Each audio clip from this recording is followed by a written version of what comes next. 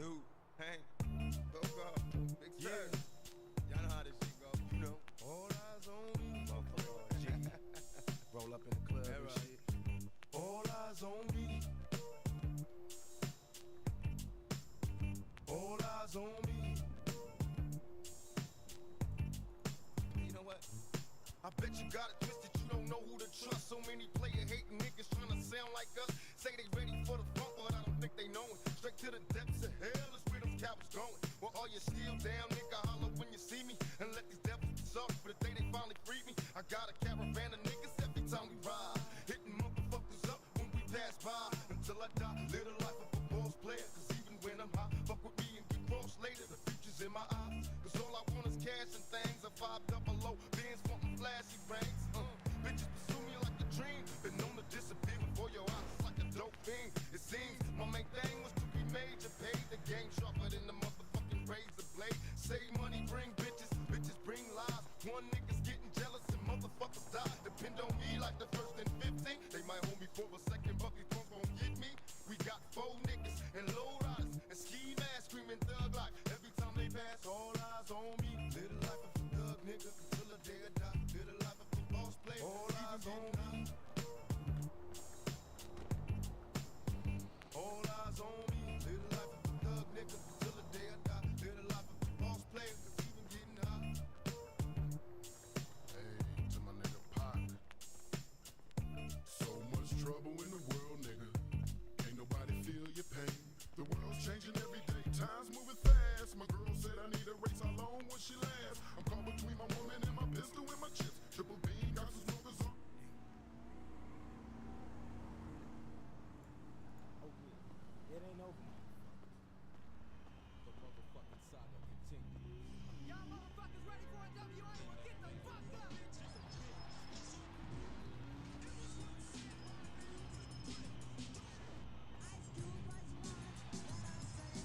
But now, since he stepped the fuck off. Here's what they think about you. Here's what they think about you. Here's what they think about you. Here's what they think about you. Here's what they think about you. Here's what they think about you. Here's what they think about you. Here's what they think about you. Here's what they think about you. Here's what they think about you. Here's what they think about you. Here's what they think about you. Here's what they think about. Here's what they think. Here's what they think about. Here's what they think about. Here's what they think about. Here's what they think about.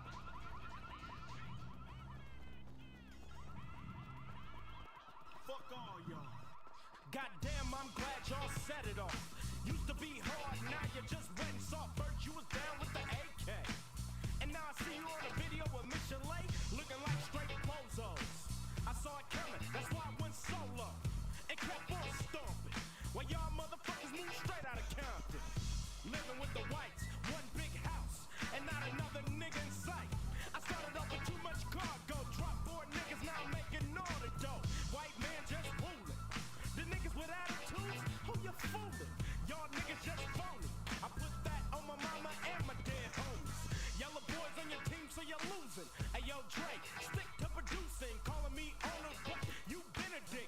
Easy E saw your ass and went in it quick. You got jealous when I got my own company, but I'm a man and ain't nobody helping me. Trying to sound like America most. You can yell all day, but you don't come close. Cause you know I'm the one that flow. You done ran 100 miles, but you still got one to go. With the LENCHMOB and y'all disgrace to CPT. Cause you get fucked out your green by a white boy with no Vaseline.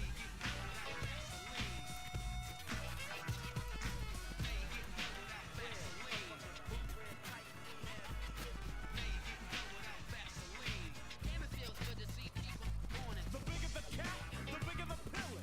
Who gives a fuck about a punk ass villain? You're getting fucked real quick and easy dick. It's smelling like MC Win shit. Tried to tell you a year ago, but Willie D told me to let a hoe be a hoe, so I couldn't stop you from getting ganked. Now let's play big bank, take little bank. Tried to diss Ice Cube, it wasn't worth it cause the broomstick fits your ass so perfect. Cut my hand, I cut them balls, cause I heard you like giving up the draws. Gang bang by your manager, fella, getting money out your ass like a motherfucking ready teller. Giving up the dollar bills. Now they got the villain with a purse and high heels. So don't believe what Ren say, cause he's going out like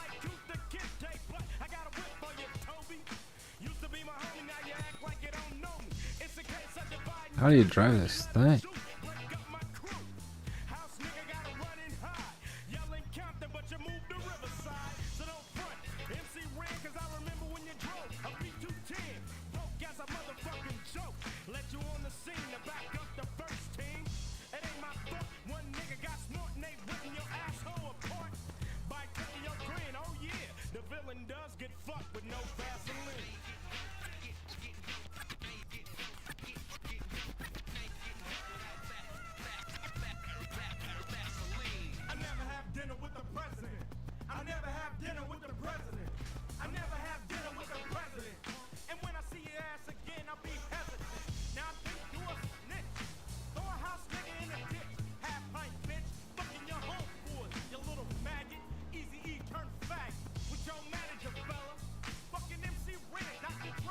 Can't skip songs? No? Okay.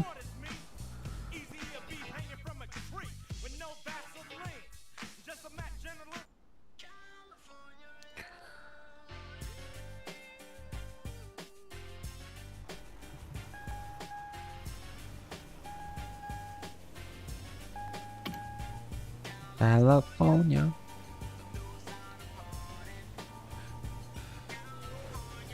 Oh my god. The city.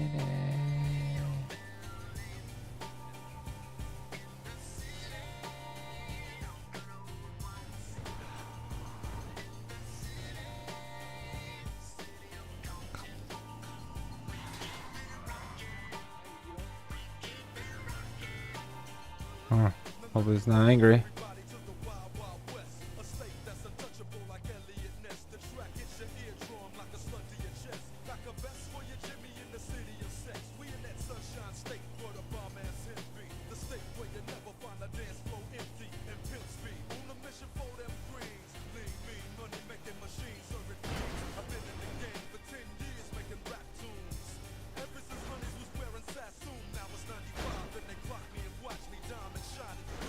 Dude, whoever left that car here.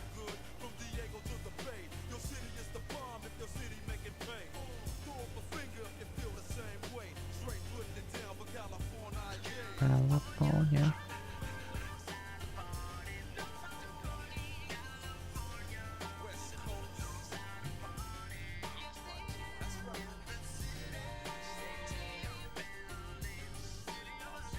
Oh, he's gonna pull me over.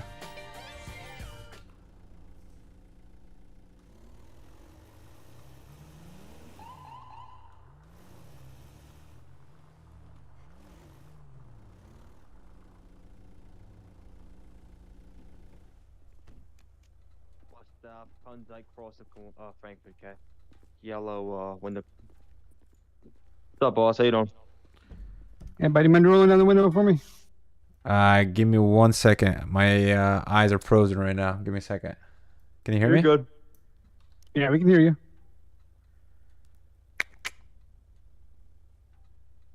Why is it so bad? All right, let me see if I can roll the windows down for you. All right, well, while you're figuring out, reason for the steps, you get a headlight out. So I'm just making contact with you. You got your ID handy? Yeah, I got you.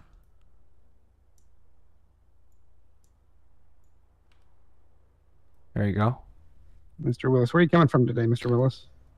From the cleaning services on the in the west side. All right, I'll be right back with you. Sit tight. All right, yeah, we'll do.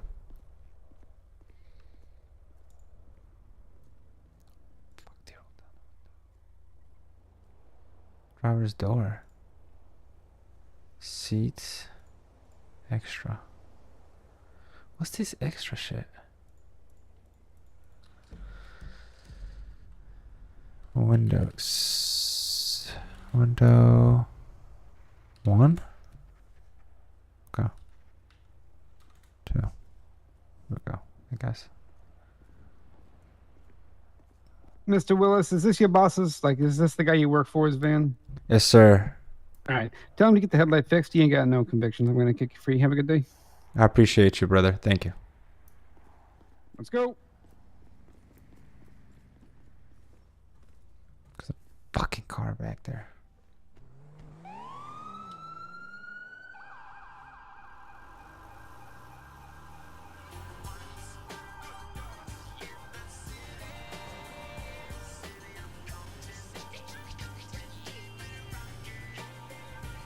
We'll keep it rocking. Dude, frames. Why?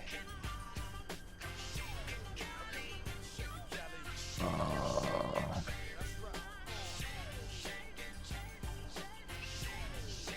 It's not even you. Graphics probably, yeah.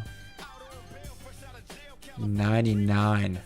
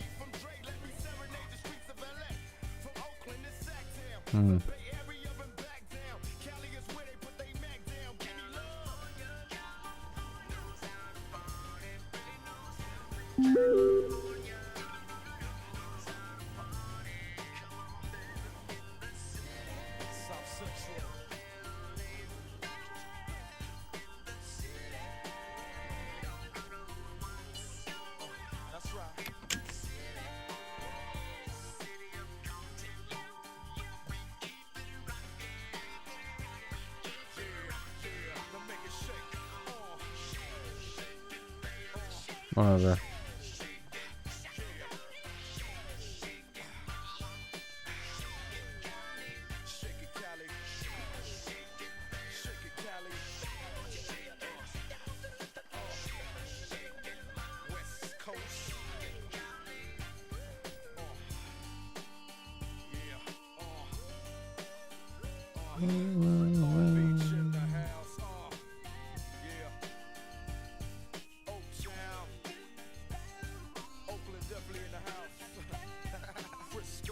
okay.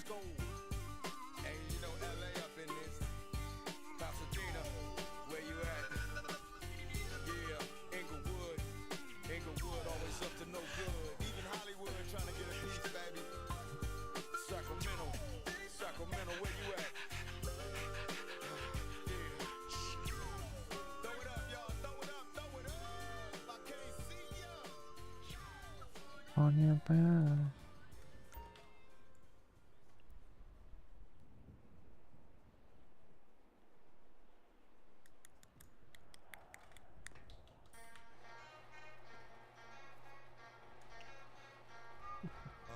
One, at least 3 more times.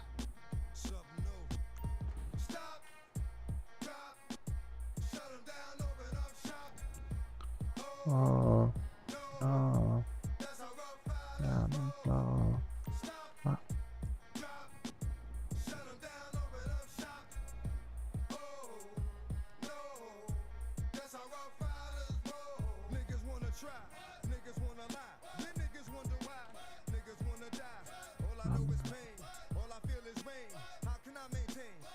That's it, my pain.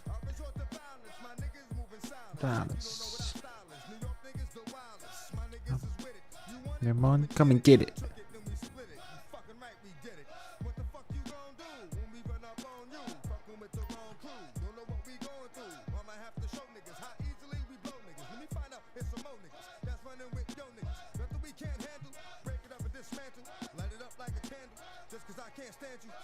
Shit on tapes, like you bustin' grapes. Think you holding weight, then you haven't met the apes. Stop, drop, shut them down, open up shop. Oh, no. That's how rough riders roll. No. Stop, drop, shut them down, open up shop. Oh, no, that's how rough riders roll. It's y'all niggas crazy, I'll bust you and be crazy. Stop acting like a baby. Mind your business, lady. Nosy people get it too. When you see me spit at you, you know I'm trying to get rid of you. Yeah, I know it's pitiful. That's how niggas get down. Watch my niggas spit rap. Make y'all niggas kiss ground. Just for talking shit, clowns. Oh, you think it's funny? Then you don't know me, money. It's about to get ugly. Fuck a dog, I'm hungry. I guess you know what that means. Come up off that green. 5 niggas on ravine. Don't make it a murder scene. Give a dog a bone. Leave a dog alone. Let a dog roam and he'll find his way home. Home of home is better. Hey yo, I'm a slave to my home, it's the rave. I'm a pull papers, it's all about the papers. Bitches caught the papers and now they wanna rape us. Stop, drop, shut them down, open up shop. Oh, no, that's how rough riders roll. Stop, drop, shut them down, open up shop.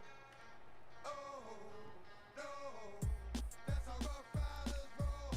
Look what you done started. Ask for it, you got it. Had it, should've shot it. Now you dearly departed. Get at me, dog, did I rip shit? With this one here, I'll flip shit. Niggas know when I kick shit, it's gonna be some slick shit. What would that look for? When I walked in the door. Oh, you thought you was raw? No, no me more. Now you on the floor. Wishing you never saw me walk through that door with that 4-4. Now it's time for bed. 2 more to the head. Got the floor red. Yeah, that nigga's dead. Another unsolved mystery. It's going down in history. Niggas ain't never did shit to me. Bitch ass niggas can't get to me. Got to make a move. Got a point to prove. Gotta make them groove. Got them all like ooh. Show it to the next time. You hear this nigga rhyme? Try to keep your mind on getting pussy and crime. Stop. Drop. Shut them down. Open up shop. Stop. Talk Talk is is cheap, cheap. motherfucker. Fuck.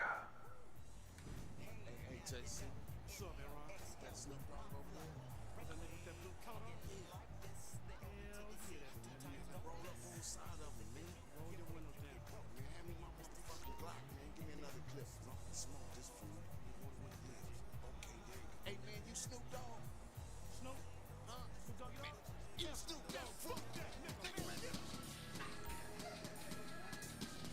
Man, get up, man. Get up, man. He tryna run, man. Jump on that phone, man. I don't give a fuck. Fuck you, nigga. Yeah, nigga. What's up? Nigga? Yeah, motherfucker. Yeah, nigga. One left, nigga. Yeah, nigga. You's a dead motherfucker now. As I look up at the sky, my mind starts tripping, a tear drops my eye. My body temperature falls.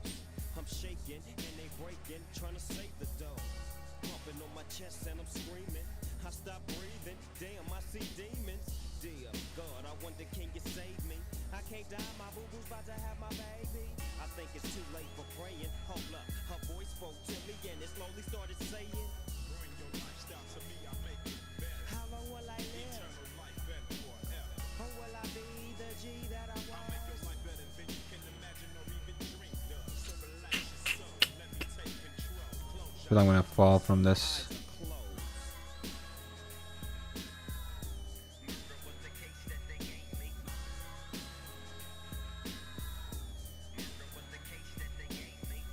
I'm fresh up off my coma.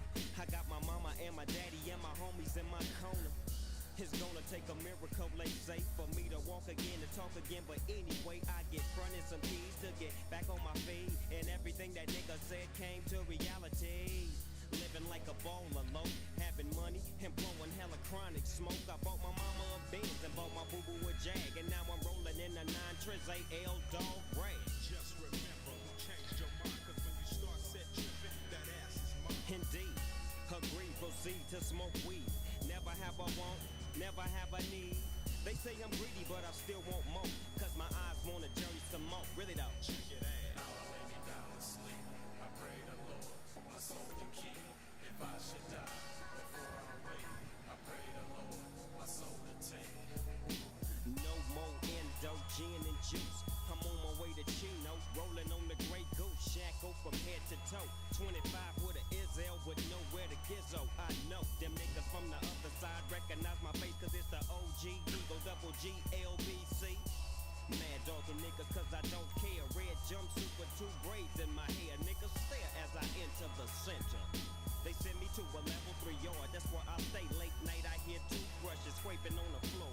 Niggas getting they shanks just in case the war pops off. Cause you can't tell what's next. My little homie baby boo took a pencil in his neck. And he probably won't make it to C22. I put that on my mama. I'ma ride for you baby boo. Murder was the case that they gave me. Murder was the case that they gave me. Murder was the case that they gave me. Murder was the case that they gave me.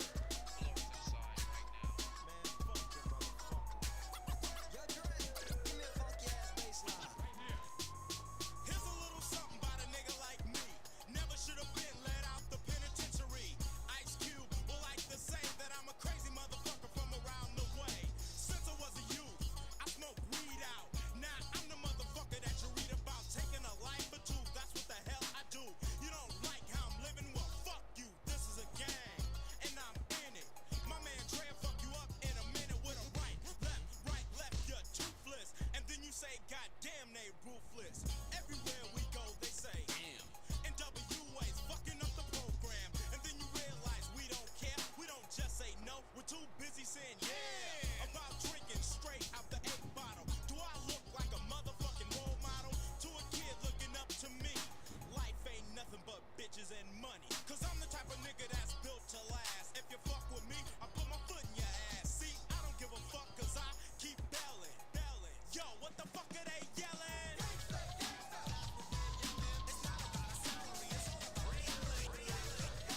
Hoping you sophisticated motherfuckers hear what I have to say. When me and my posse stepped in the house, all the punk ass niggas start breaking out. Cause you know, they know what's up. So we start looking for the bitches with the big butt. Like her, but she keep crying. I got a boyfriend. Bitch, stop lying. Dumb ass hooker ain't nothing but a dyke. Suddenly I see some niggas that I don't like. Walked over to him and said, what's up? The first nigga that I saw hit him in the jaw. Ren start stomping him and so did Eden. By that time got rushed by security out the door, but we don't quit. Ren said, let's start some shit. I got a shotgun and here's the plot. Taking niggas out with the flurry of buckshots. Boom, boom, boom, yeah, I was gunning. And then you look, all you see is niggas running and falling and yelling and pushing and screaming and cussing. I stepped back and I kept busting. And then I realized it's time for me to go. So I stopped, jumped in the vehicle. It's like this because of that hoot ride in WA's wanted for a homicide. Cause I'm the type of nigga that's built to last. Fuck with me, I put my foot in your ass. See, I don't give a fuck cause I keep belling. Yo, what the fuck are they yelling?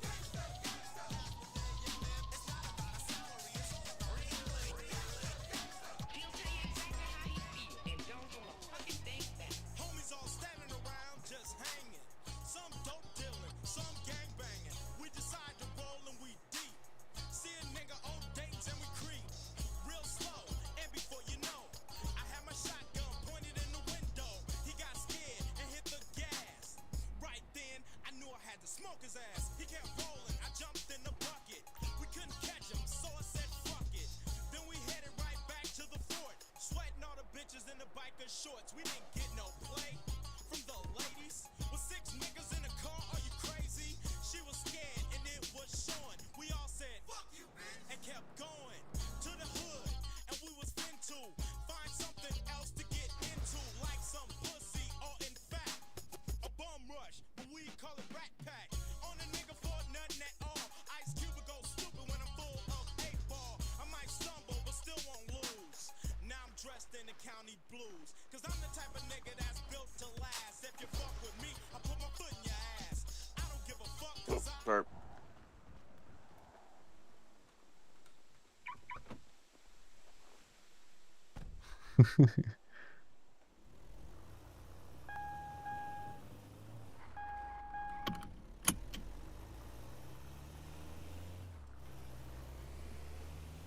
keep belling. Yo, what the fuck are they yelling? Wait a minute, cut this shit. Man, what you gonna do now? What we gonna do right here is go back. How far you going back? Way back. As we go a little something like this. Here's a little gangster, short in size. A t-shirt, Levi's is his only disguise. Built like a tank, get hard to hit. Ice Cube and Easy E, cold running shit. Well, I'm Easy E, the one they're talking about. Nigga tried to roll the dice and just crapped out. Police tried to roll, so it's time to go. I creeped away real slow and jumped in the 6-4 with the digging the scene with the gangster lean. Cause I'm the E.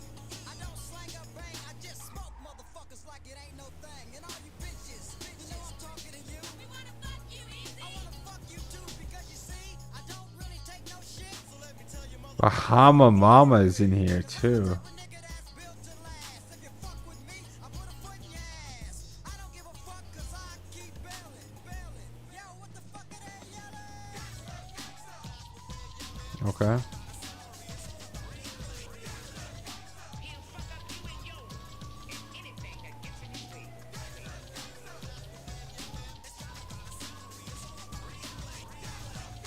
He just call you a low-life motherfucker and talk about your funky ways.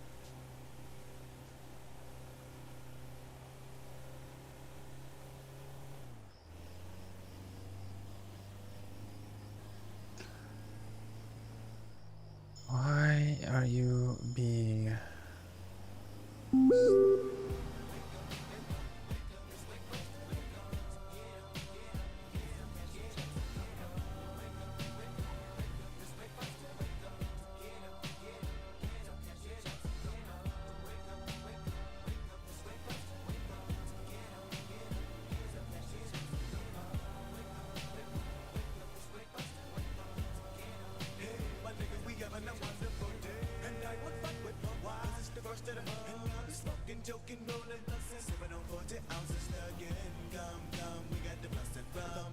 All nights we high, get up the back to where? 9. I get with my nigga to give me some play, yo. Double up, nigga, what you need? We got weed, B.O.D. for the green league. Double up, when the first is show, but it lay low. Cause the 4 feet when it rolls up.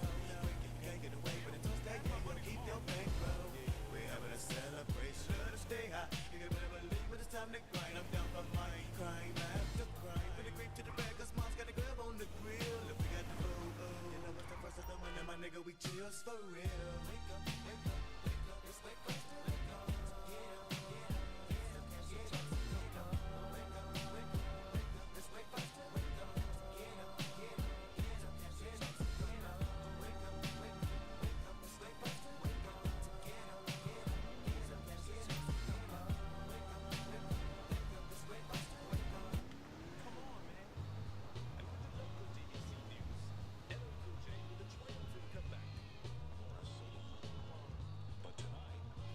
My bike not here. Fire fuel can.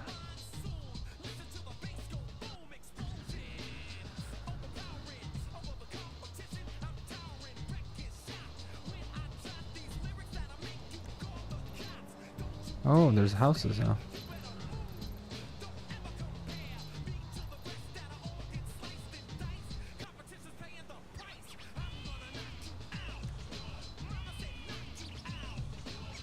Is there no bank around here?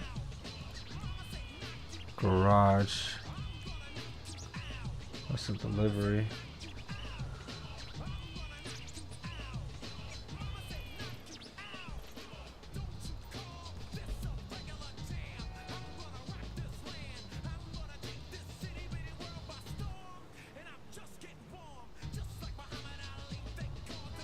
Just Muhammad Ali.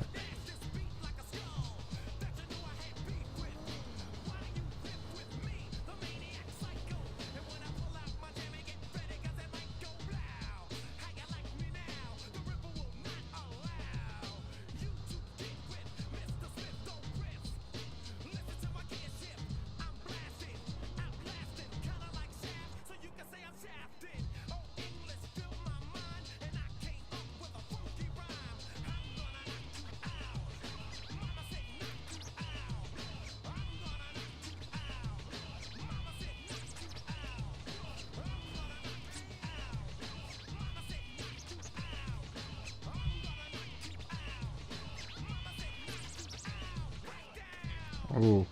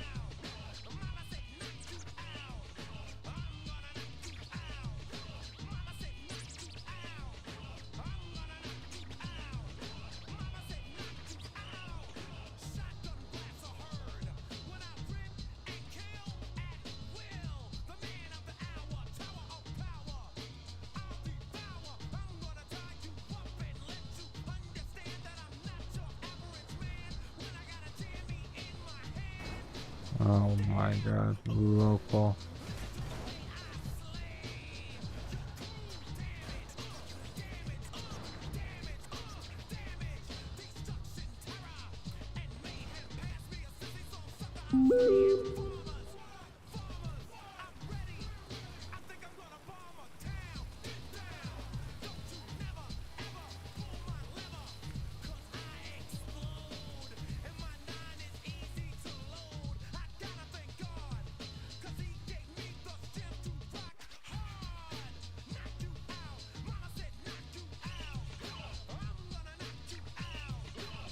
Okay.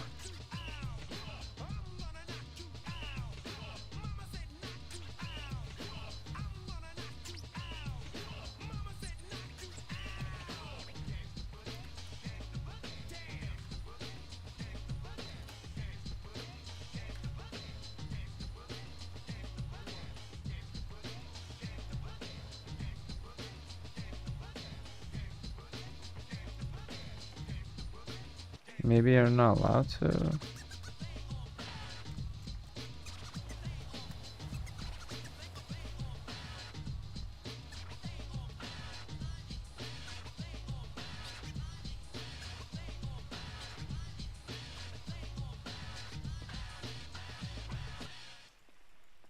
Okay. Well, seems like you're not allowed to.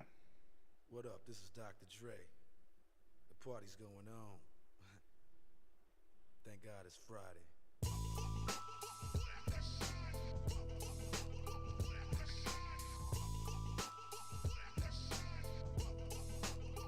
Keep the heads ringing.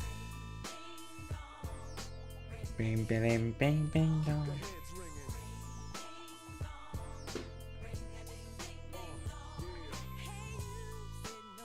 Say what? That's right.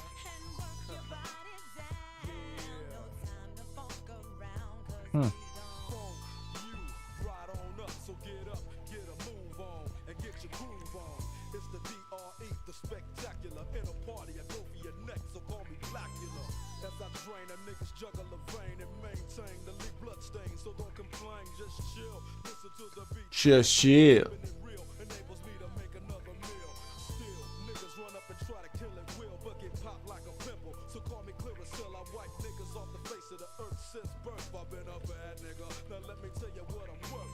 More than a stealth bomber, I cause drama, the enforcer. Music floats like a flying saucer or a 747 jet. Never forget, I'm that nigga that keeps the whole panties wet. The mic gets smoked once you hit a beat kick with grooves so funky they come with a speed stick. So check the flavor that I'm bringing. The motherfucking DRE, I keep they motherfucking heads ringing. Yeah, keep the heads ringing. 1, 2 for the crew, 3, 4 for the dough, 5 for the hoe, 6, 7, 8 for death row. Mad niggas about to feel the full effect of intellect, so I can collect respect. Plus a check, now I'm fin to get into my men too and take care of the business I need to attend to. Cause my rich do, and this rap shit's my meal ticket. So you goddamn right, I'ma kick. Okay, I guess I'm not the only one. I bring terror like Stephen King. Dude. Black Casanova, running niggas over like Christine. When I rock the spot with the flavor I got, I get plenty of ass, so call me an astronaut. As I blast past another nigga's ass, I thought he was strong, but I smoke him like grass, just like Cheech and Chong. When I flow, niggas know it's time to take a hike. Cause I grab the mic and flip my tongue like a dyke. I got rhymes to keep you enchanted. Produce a smoke screen with the funky green to keep your eyes slanted. So check the flavor that I'm bringing. The motherfucking DRE. Okay, 598. Is that what it is? Almost 600. Bang, bang, bang, bang, dong.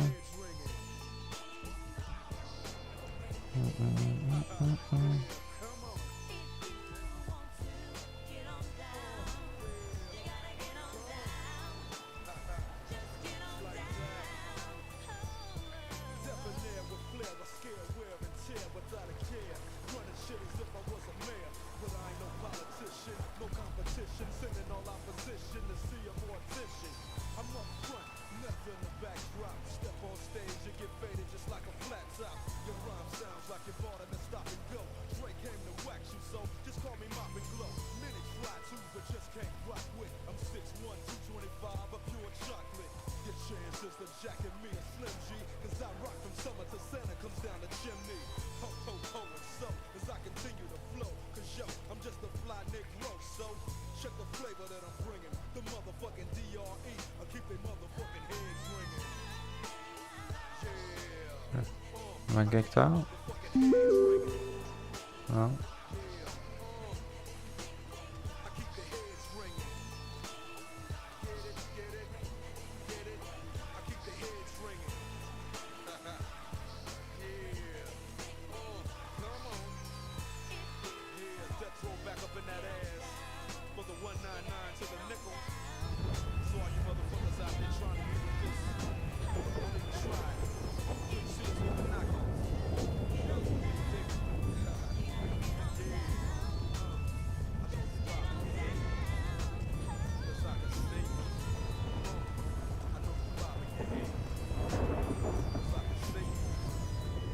You can't see me?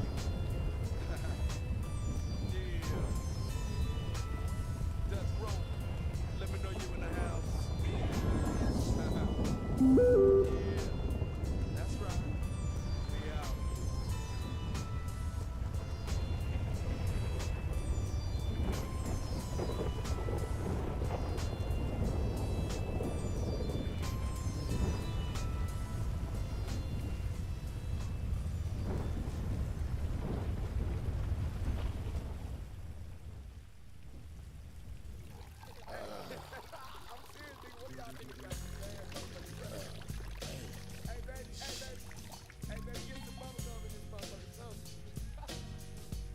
No food. Nice.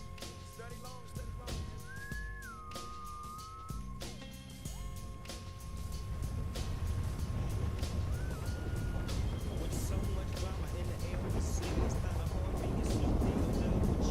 But somehow, some way, keep coming up with funky ass shit like every single day. May I kick a little something for the G's and make a few ends as I breeze through 2 in the morning and the party still jumping 'cause my mama ain't home. I got bitches in the living room getting it on and they ain't leaving till 6 in the morning. So what you gonna do? Shit, I got a pocket full of brothers and my homeboys do too. So I'm selling a DVD player? so we gon' smoke an ounce to this. G's up, hoes down, while you motherfuckers bounce to this. No way. No way.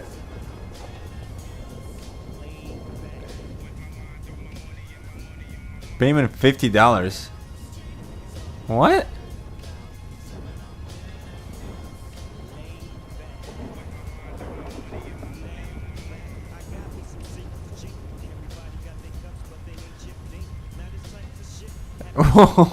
What is this? No way.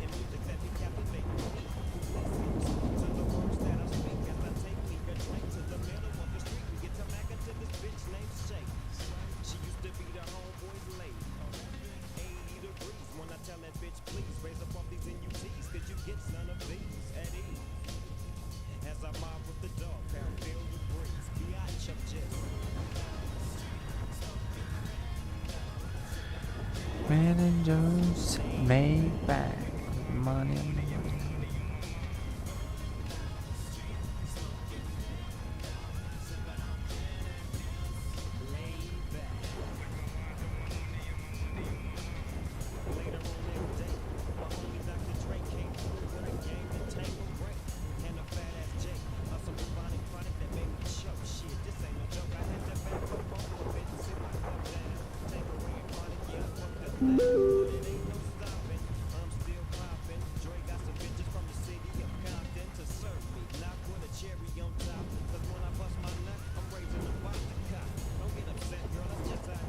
What is this job details shit?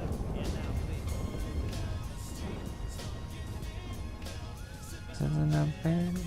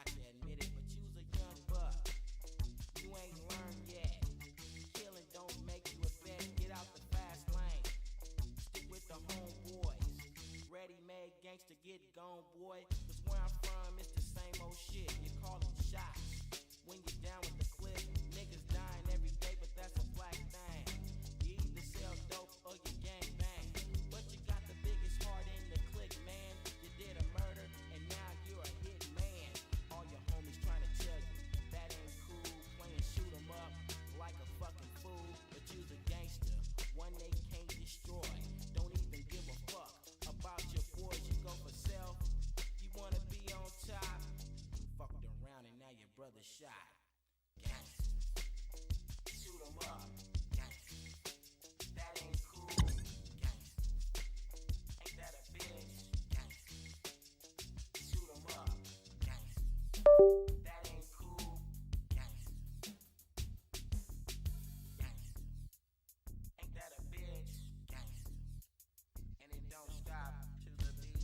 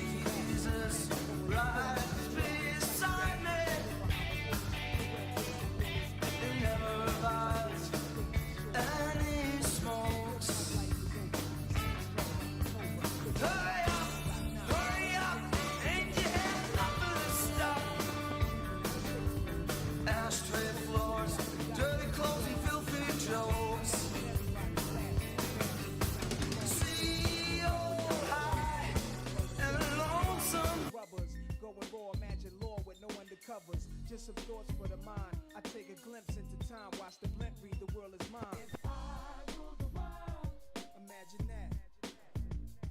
I free all my sons. I love them, baby. Black diamonds and pearls. Could it be, if you could be mine, we both shine. If I rule the world, still living for today, in these last days until way to be paradise life relaxing. Black, Latino, and Anglo-Saxon. Yeah, maybe you shouldn't listen to him. Cast, lost tribe of Shabazz, free at last, brand new whips to crash, then we laugh in the illa path. The villa houses for the crew, how we do. Trees for breakfast, dime sexes have been stretches. So many years of depression make me vision the better living. Type of place to raise kids in, opening eyes to the lies. History's told foul, but I'm as wise as the old owl. Plus the gold child, seeing things like I was controlling, click rolling. Tricking 6 digits on kicks and still holding. Trips to Paris, I civilized every savage. Give me one shot, I turn trite life to lavish. Political prisoner, set free, stress free. No work release, purple and threes and jet skis. Feel the wind breeze in West Indies. I think Coretta Scott King, mayor of the cities, and reverse things to Willis. It sound foul, but every girl I meet to go downtown. I'd open every cell in Attica, send them to Africa. Imagine that. I free all my sons. I love them, baby. Black diamonds and pearls. Could it be, if you could be mine, we both shine. If I rule the world, still living for today, in these last days and times. we'll walk right up to the sun, hand in hand. We'll walk right up to the sun. We won't land. We'll walk right up to the sun, hand in hand. We'll walk right up to the sun. We won't land. You love to hear the story, how the thugs live and worry. Duck down in car seats, heat's mandatory. Running from Jake, getting chased, hunger for papes. These are the breaks, many mistakes, go down out of state. Wait, I had to let it marinate, we carry weight, trying to get laced. Flip the ace, hammer, making moves in Atlanta, back and forth scrambler. Cause you can have all the chips, be poor or rich, still nobody want a nigga have a shit. If I ruled the world and everything in it, sky's the limit. I push the Q45 infinite. It wouldn't be no such thing as jealousies or beef felony. Strictly living longevity to the destiny I thought I'd never see, but reality struck. Better find out before your time's out. What the fuck? If I rule the world, Imagine that. I free all my sons. I love 'em, baby. Black diamonds and pearls. Could it be? If you could be mine, we both shine. If I rule the world, Still living for today in these last days and times. if I rule the world, Imagine that. I free all my sons. I love 'em, baby.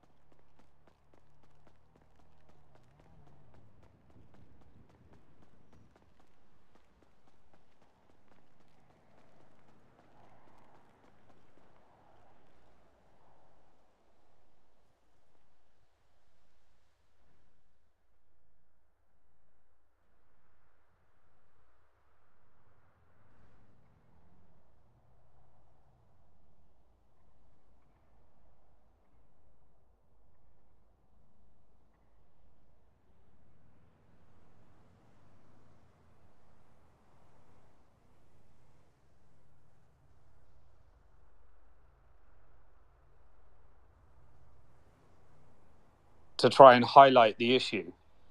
And the reason why I Bitcoin and why many people in this room Bitcoin is because we know what the problem is. We know that Bitcoin wasn't structured as a Ponzi scheme and the dollar was structured as a Ponzi scheme.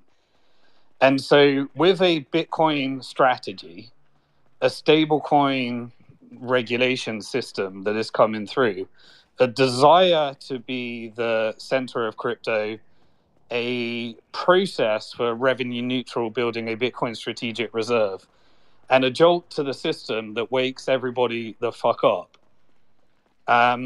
You have the foundation for actually fixing the system. I'm not sure we are going to fix the system. I'm not sure Trump is going to fix the system. In fact, I put it a less than 5% chance that he will fix the system. And the political process is too big. It's too big. It's a machine. The political process means you can't be a politician when you try and fix the system, because those that control the system, or those that decide whether you get to play president or not, will make sure that you don't get revoted or something happens or various other things. But I think the reality is that damned if you do, damned if you don't. The system was broken. It's a Ponzi scheme. The world is coming off a rampant addiction to heroin that was going to, that was destroying society. Can I turn this down? And now the world can re-collaborate. They either work with America, they decide what their relationship is, or they decide to divest. And if they divest, then we can stop investing in America and start rebuilding other economies, and the world can split up into different regional blocks. I got an idea.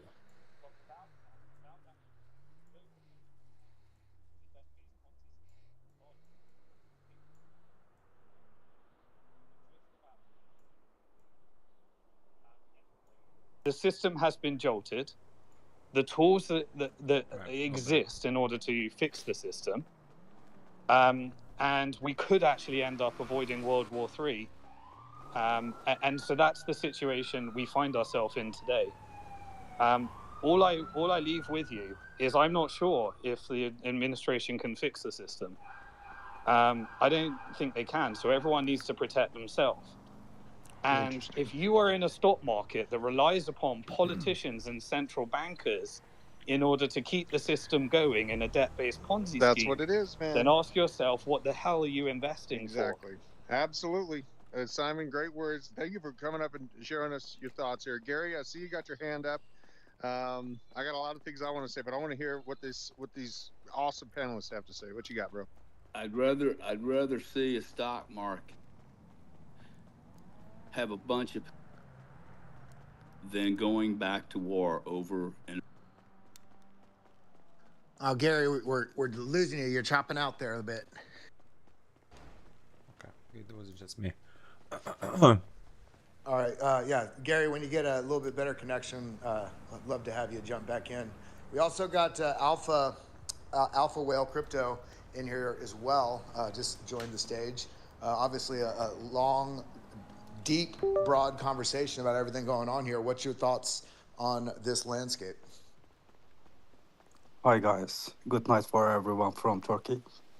Turkey. I think Biden gave a big heritage to Trump with Heritage. economical situation, because everything was so bad before this election, and Trump tried to save the stock market with his style. Unfortunately, he failed up for me. I think this week he gonna send some green candles to the market, because he also realized that his strategy won't work. He may try to heal this situation. For me, this is. Yeah, I hear that. Obviously, there's no answer as to exactly what needs to happen, can happen, or will happen. Yeah. But I agree with Simon there about jolting the system. I think some people that have said he did this in the improper way. We don't know exactly what his goal was and where he was shaking things up. the chaos may be the goal itself. We might see a pretty stiff reversal in some of his discourse around Kelly, things. Kelly, I asked this question earlier, but we've had a lot of new panelists come up, and I appreciate what Simon just said. But there's talk here on the panel about how this is going to help the bottom 90% of Americans. I'm just not seeing the bigger picture of how this is going to help. I mean, maybe it's because this is not my domain, but I would love to get a more succinct answer about how this is going to help that bottom 90% of people. Because from what I'm hearing, there could be a lot of unemployment that comes up. Aren't those the same people that are going to be negatively impacted? I mean, just to paint the picture right now, what we have is Printier Partners and Blackstone layering into Section 8 housing. That's what they're dumping billions of dollars in. They're already planning, before this tariff conversation came, for the middle and lower class to continue going extinct. Like, the average person is paying 30 to 50% of their income, if they have a job, towards their rent. The vast majority of people, like, the buying market for the real estate sector and single family is pretty awful. And at least from the data I've seen, it might be good in specific spots, but really, and when I see the push for a forced lowering of interest rates, it might be the last gasp, in my opinion, for middle and lower class to build up that chance to buy the home. But we have the other, dark horse in the room, which is AI, automating systems. These companies are going to take advantage of AI to outsource employment. So Drew, but interest rates come down and people save a couple $100 a month on their mortgage or their rent. Is the play not a lot larger here? No, it's not just a couple $100 difference. I mean, we're talking doubling, tripling in mortgage costs. And, so when we're looking at the average income, staying largely stagnant for the last few decades, but then the cost of the housing turning from $50,000 in the 70s to 80s stagflationary period up to $450,000 now, that is a nail in the coffin to the middle class to ever have a chance of home ownership, or and with that, like, outpacing this rate of inflation. Like, the reason to print was already there in 2019.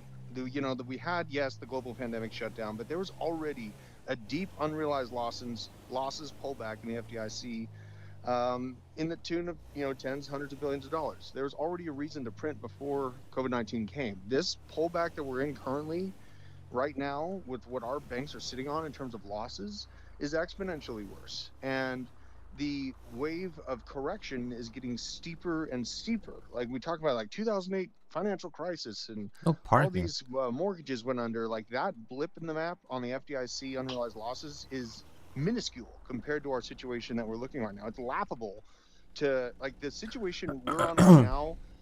Comparing it to 2008, in my mind, is insane, because the system is coming to a conclusionary wavelength. And with that, it is a perfect timing for the Bitcoin Strategic Reserve and kind of a leaning into different asset backing, because then the average person has a better longevity with their dollar and the buying power. It's gotten so bad where $69,000 last cycle in 2021 wasn't the actual top in terms of buying power. It was $64,000. So the rate of inflation is crushing the average person. And seeing Printier Partners and Blackstone layer into Section 8, they're planning on it getting worse. Warren Buffett out here buying stocks in Domino's Pizza, planning on it getting worse. I see a lot of hands coming up here. I want to go around the room here. Dark Side, I want to go to you, then we'll go to Alex, and we'll go to Pulse. Dark Side, what you got? Yeah, look, you're hitting the nail on the head, right? The money's broken. Even Donish, before he had to go, said, look, I could see a Bitcoin standard, right? Like, there's an off-ramp that's provided to everybody listening to this show to get off the Federal Reserve broken dollar system, and that's Bitcoin, right? Like, you're going to either get Bitcoin out of necessity or you're going to get it out of desire, right? Like, it's your choice. You're a sovereign individual. But this system's broken, and these unrealized losses, to me, this entire exercise is an exercise about exposing corruption, right? Like, when you asked about Doge, look, Doge is about defunding the enemy, right? Doge is about, like, literally taking the money out of the enemy's hands and getting it back into the hands of Americans.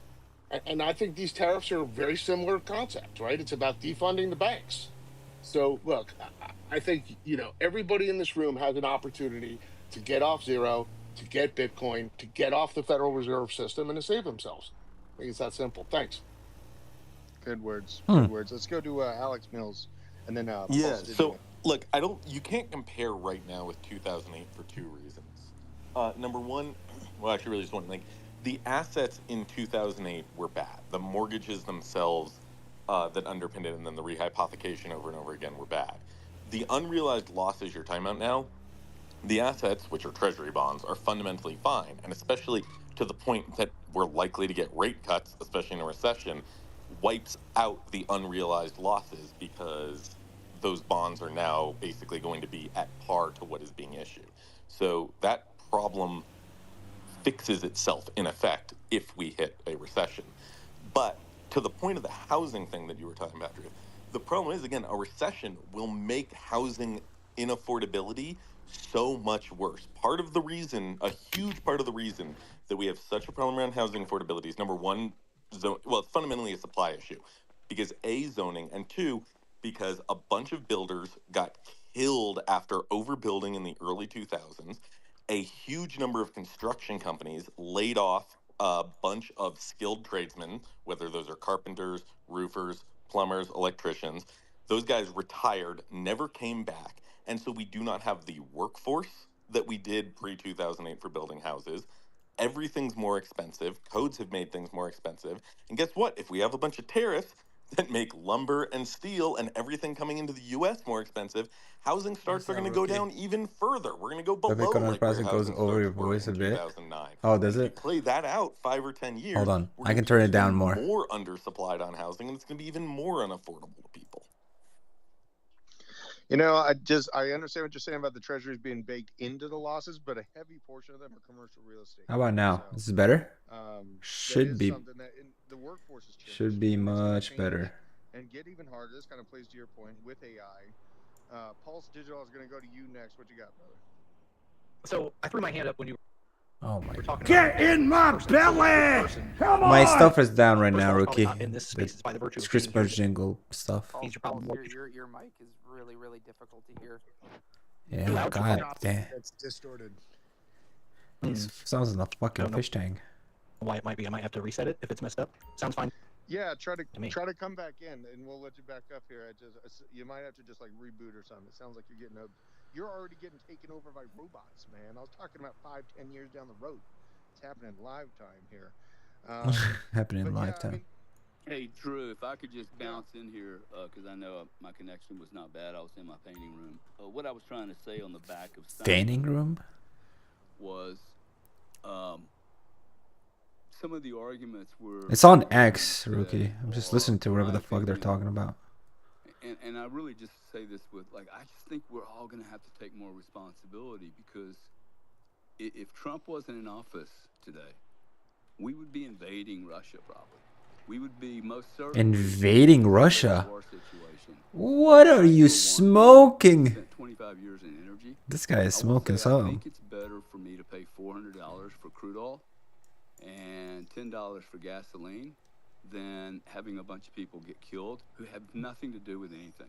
Like they're most of these people that are dying have absolutely nothing to do with. Oh, he's talking about World War III. Okay. This is not sustainable. We've been doing this for thousands of years. They're making some good points. Yeah. It was infinite, and it was basically. I mean, I think the whole point about the Reserve Bank thing maybe creating chaos because of the Reserve Bank stuff. All the insanity that got me there. Most certainly, almost every administration that we've had in the last 3 or 4 I don't know if I agree with this guy though. Shit. Red, white, and blue, man. We've never had a business guy in office. We did. This smart in office. We did. So, it was him the first term. I wouldn't believe okay. Coming out of the news saying that there were billionaires last time. Laughing his ass off right now, and I'm actually grateful that this is happening. Ah, you're a dick rider. Get out of here. Like, how can you possibly go from lose $3 trillion in value overnight unless something is grossly overpriced?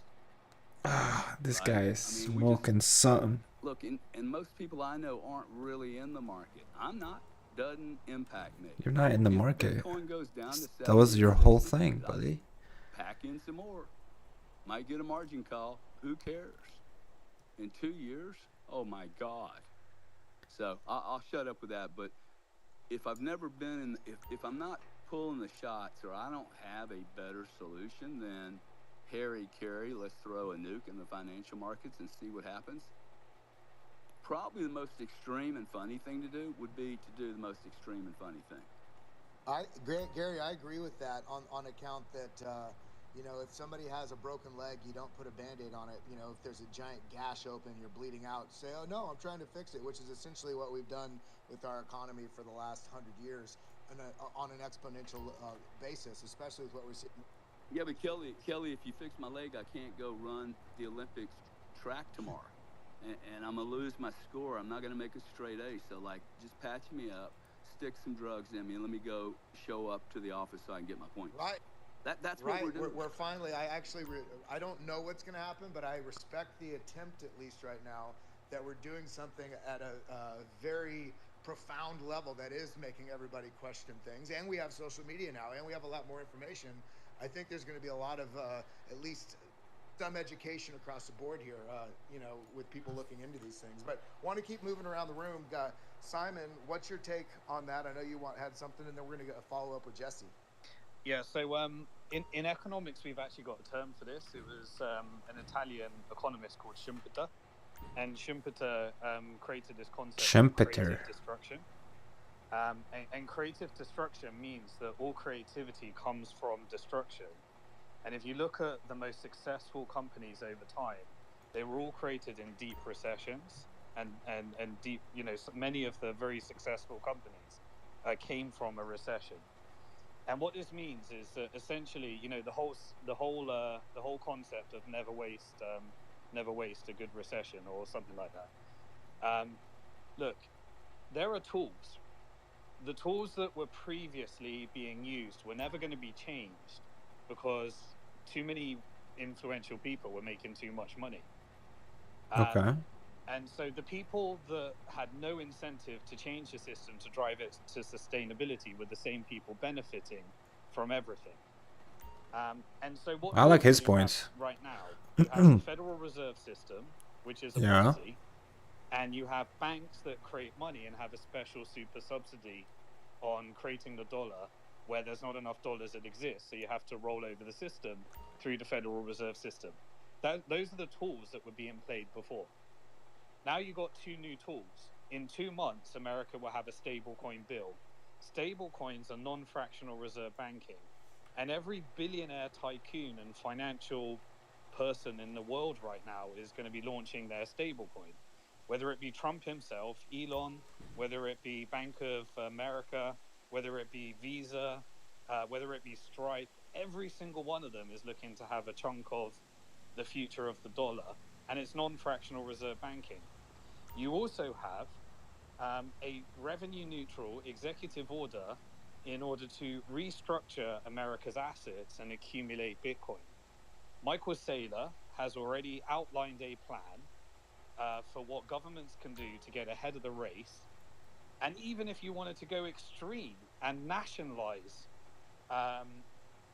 strategy and end up with over 500,000 Bitcoin on top of the 200,000 that you got so far, and then use that in order to do a bit bond where you can get your rate down to 1%, you know, some of the presentations that have been put forward.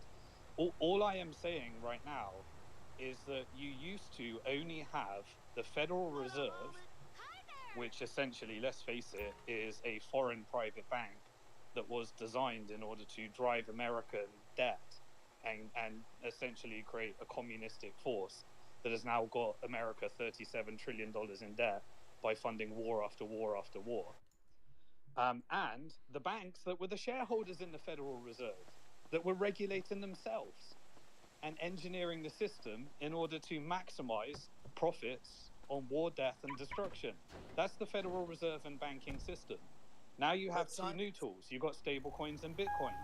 Now crash the market, use some creative destruction, blow up the system that doesn't work and rebuild the system that does work. Get creative.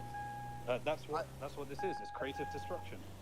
I love it because if we consider even Bitcoin coming out of the, not the genesis, but out of the destruction somewhat of the 2008 housing crisis, as even discussed from Satoshi Nakamoto, now we're in a point where we're kind of on the event horizon of another crisis, which most people don't realize. We've been in the crisis. It's just now coming to people's attention because the market's down some.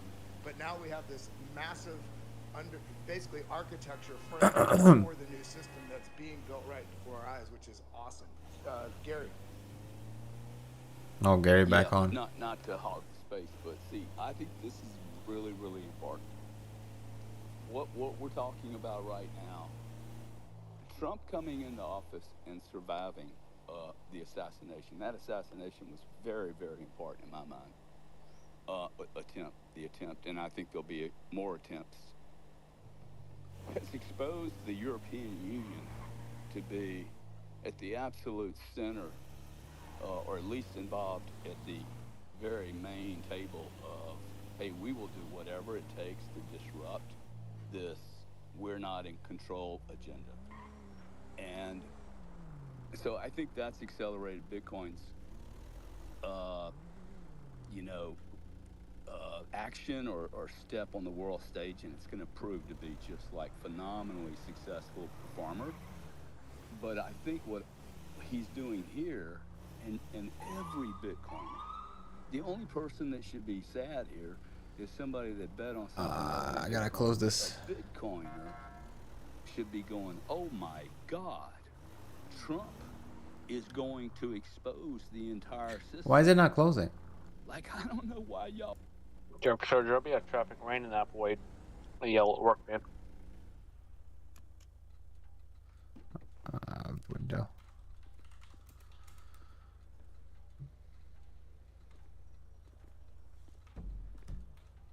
Oh my God, my head. Anybody hear you? Hold on 1 second. I'm just stuck in my head. Oh, can you? Oh shit. Hello? Yeah, sorry. It's just really low counters in my eyes. Can you hear me? Yeah, I can hear you. All right, let me open my window. Dude, why is it so slow?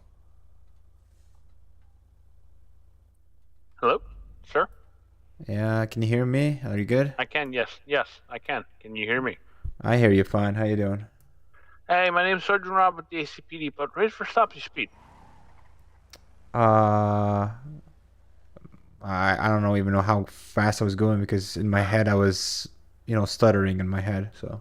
Okay. I got you on radar 55, speed limit's 45, so you're about 10 over, alright? So not horribly over speed limit, but just enough to catch my attention. Oh, I got you. That makes sense. You have a driver's license on you, buddy? Yeah, I do. Here you go. Alright, Mr. Willis. Anything in the vehicle to know about? Not to my knowledge. I'm just using this for cleaning, whatever cleaning services stuff. That's down the road from here. Alright, not a problem. Hang tight. All right.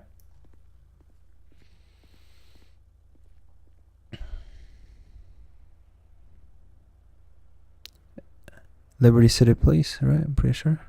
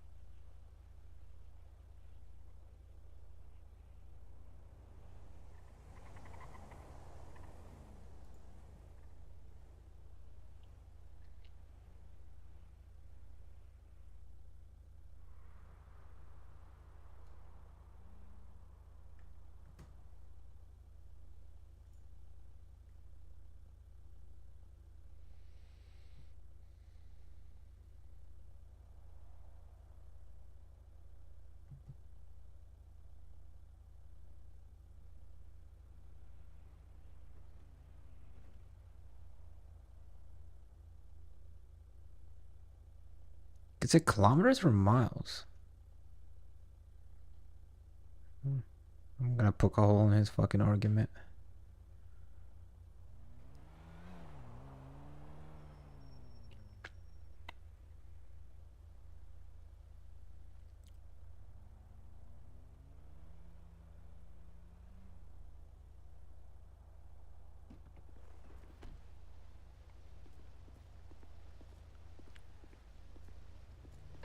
Hey, Mr. Willis, just do me a favor, slow it down, all right? Yes, will do, sir. Have a great night. Hey, one question for you. What's up? What was your name again, Sarge? Sergeant Robin. Sergeant Robin. You know, like Batman and Robin? Yeah, no, that's a good name, man. You just need a Batman. I was gonna say, I applied for the police department. Do you happen to know anybody who looks at these applications? Unfortunately, did you apply for Liberty or Albany? Liberty. Unfortunately, I don't know anything about Liberty. Okay, okay. Do you guys need any officers? Maybe I apply for your department instead. No, we're closed right now, unfortunately. We Oh, you just guys are had a hiring cycle. Oh, did you? Okay, okay. Makes Yep. sense. All right. Okay. All right. I appreciate you, sir. Thank you for letting me know on that. All right, buddy.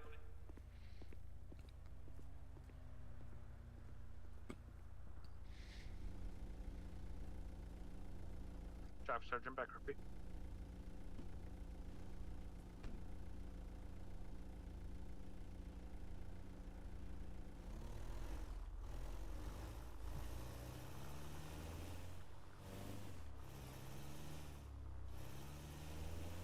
I need to hear that podcast.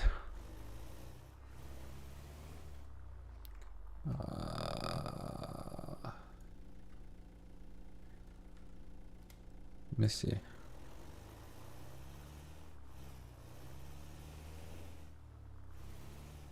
Dude, there's no way they're measuring kilometers here.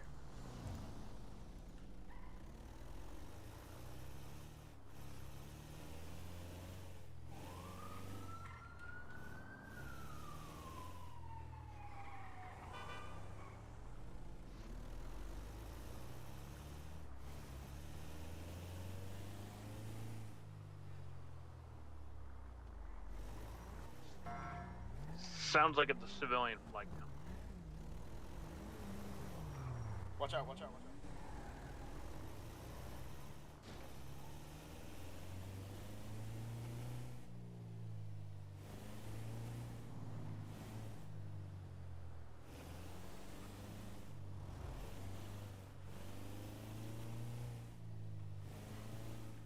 Is the space closed? Oh, I think it is.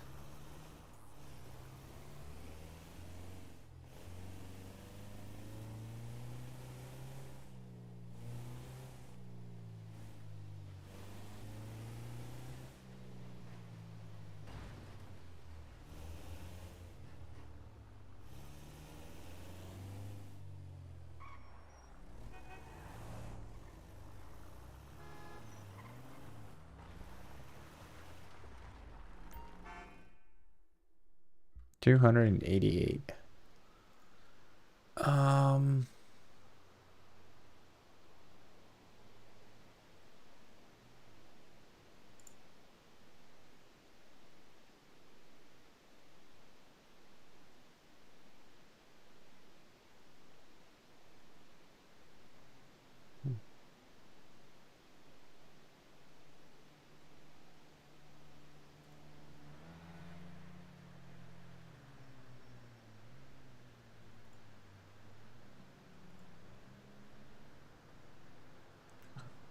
I don't know.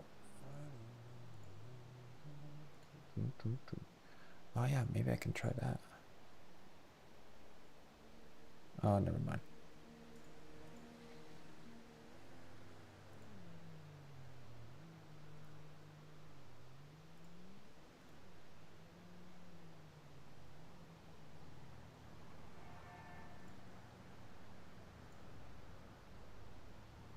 I need to do different jobs.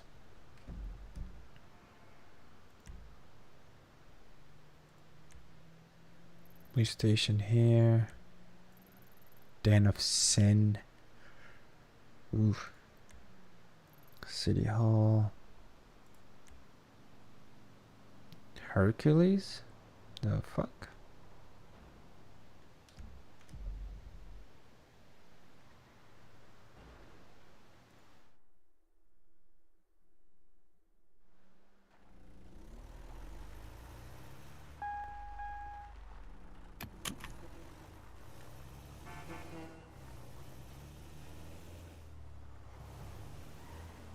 Is there jobs down there?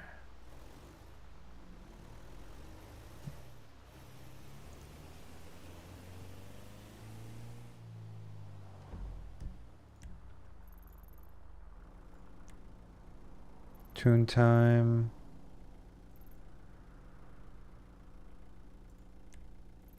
Car rental.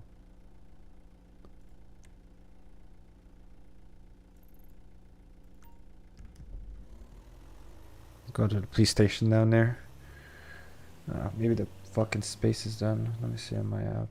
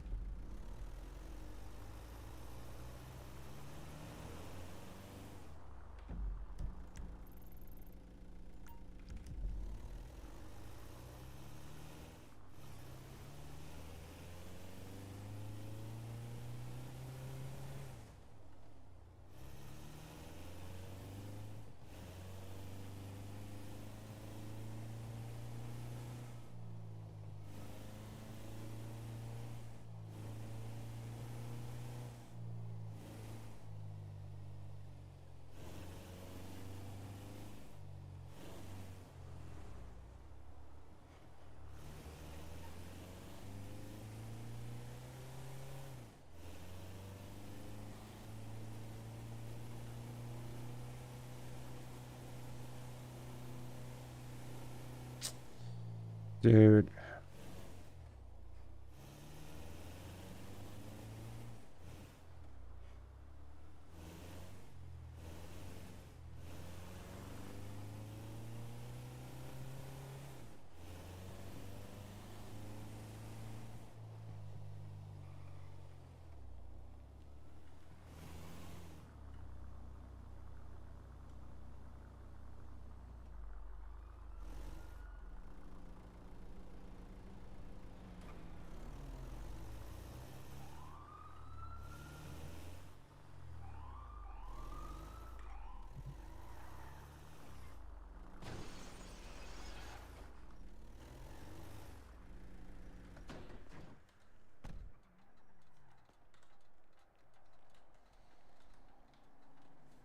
However.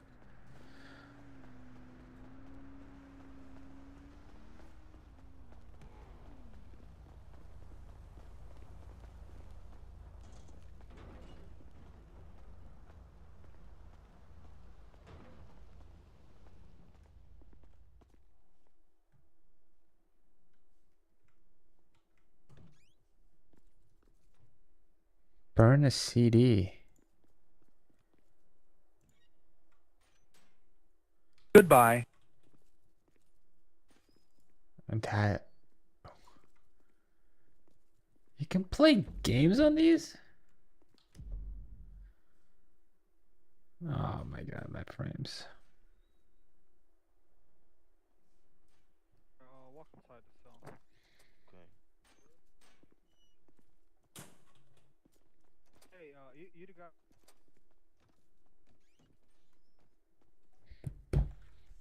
There's another one. Let's see. Podcast. Hope I can fucking mute things. Hope it lets me mute.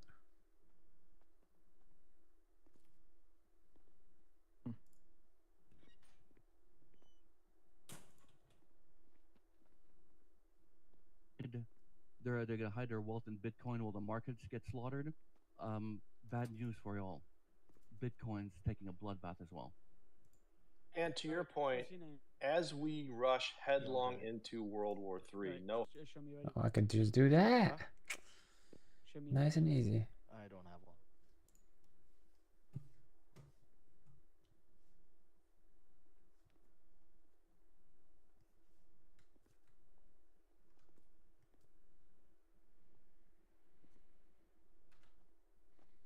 Bayside Autos is now open. Come find the car of your dreams right off the style from sleek imports to reliable domestics.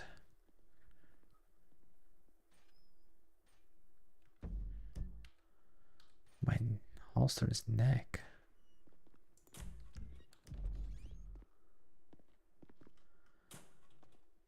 Hello? Can you hear me? Yes, sir. I can hear you. How you doing? So good, but go ahead. I filled an application a couple days ago, and I wanted to know if is there somebody who reviews those applications by chance? For the LCPD? Yes, sir. I'm gonna come in there. I promise you, if you start. Why is he fucking puking on his mic? Bossman, do you want an advice? Do you want an advice by chance? Do you want me to, you want to give me an advice? Yes. Sure. Well, why do you want to become a cop? Why do I want to become a cop? I have been a cop in other cities before, and cop life has kind of been me, and I would like to rejoin the cop force here in the city. Okay. Dude, I can't hear myself. Hey, how's it going, detective? Honestly, Yeah? join alternate city police departments. Trust me, you're gonna be way happier over there in here. One more time, I couldn't hear you for a second. What did you say? Join alternate police departments. Why would you say? Why did you tell me that? Sucks to be LCPD. Really? Yeah. Why are you still here then? See those stripes? I got a history here. And Okay. all that stuff. The pay's good. Tax specialist. Okay. That's the only reason why I'm still here. But if I was starting from the beginning, Mm-hmm. I would definitely go to Alderney City. Apparently, they Pays just had their better. They just had a hiring session, and they're not hiring for a very, very long time, according to them. So, join LCPD then, and then transfer to Alderney City as soon as you can. All right. Okay. Yeah. Well, All right. I'm gonna check out if there's someone that can review your application, right? I appreciate you, sir. Do you need my ID or information or anything? Yeah, I'll just get it. Okay. Yeah, I'll wait here. Go ahead.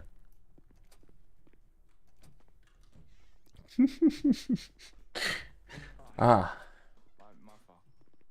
Sorry, whenever I walk out of the room, I tackle the nearest person. Again? Oh shit.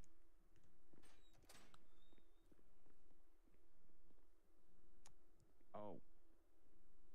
Jeez, yeah. That's really not going to help markets much today. What was that Assume for? based on that commentary. Why Not the did it- best thing to say when the markets are in free fall. I Something would happened? say. Geopol. Yo, forward. Welcome to the stage. Come on in.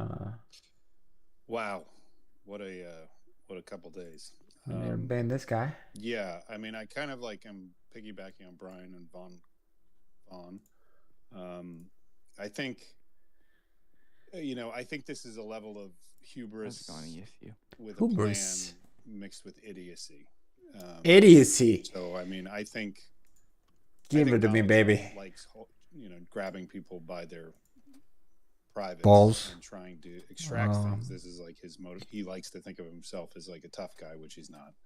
And he thought that, he could put the world in a position where everyone's going to come and negotiate with him, and everything's going to work out great. But you know, the first rule in sort of warfare is the enemy gets a vote, and you know, starting a global, you know, it's like walking into the prison yard and starting a fight with every single person simultaneously, when you know it's just not a great idea. And I think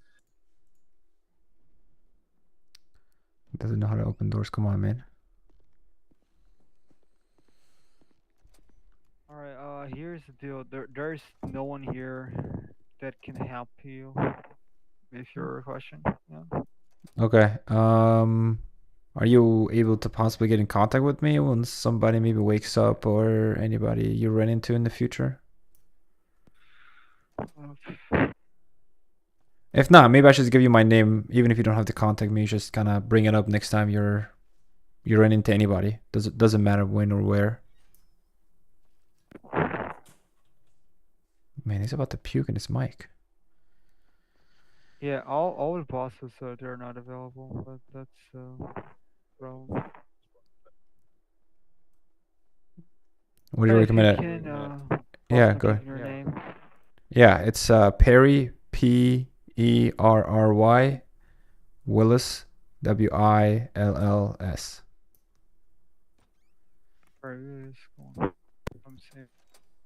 Perry Willis. I applied a couple days ago. Maybe yesterday. Whatever. Doesn't So matter. they'll definitely be in touch with you. Sorry. You got no prior, no nothing. You know, they'll be in touch with you. Okay. Yeah, Did I'm. you reply on the email? You said you want my email? No. Did you use the email? Yes, through the email, yes. Oh, it should be good. Give it a week. You know. Okay. Yeah, I mean, And then they should reach out to you. Okay. Yeah, no, I definitely looking forward to it. In the meantime, since you know you're pretty good at advices around here, what other jobs do you recommend for someone to do, other than to kind of comp? Try to be a taxi driver. Where is that? Where is the taxi driver location for me to start? It's you need to go to the city hall first, right? Take this the cab job there. Then do you know Roman? Roman. Bellic? Where is that on the garage? on The garage. No, can you point me to it on my map here? Paper map on my head. It's that broker, South Broker. There's a tax. Oh, South Broker. Okay. I see it. Yeah. Okay, downtown Cap there in okay. I appreciate that. I'll go give it a go. Thank you. What was your name, sir? It's Marcus Stone. Marcus Stone, I appreciate you. What's your rank? I'm a detective specialist. Ah, okay. Big boys. All right. Appreciate you again. Thank you for all your help, okay? All right. Thank you. Just stay out of trouble and it should be good. Yes, sir. I haven't done anything. Everything should be good to go. Don't worry. I'm a good person. Have a good one, sir. Good person. What the fuck am I saying? As I jaywalk next.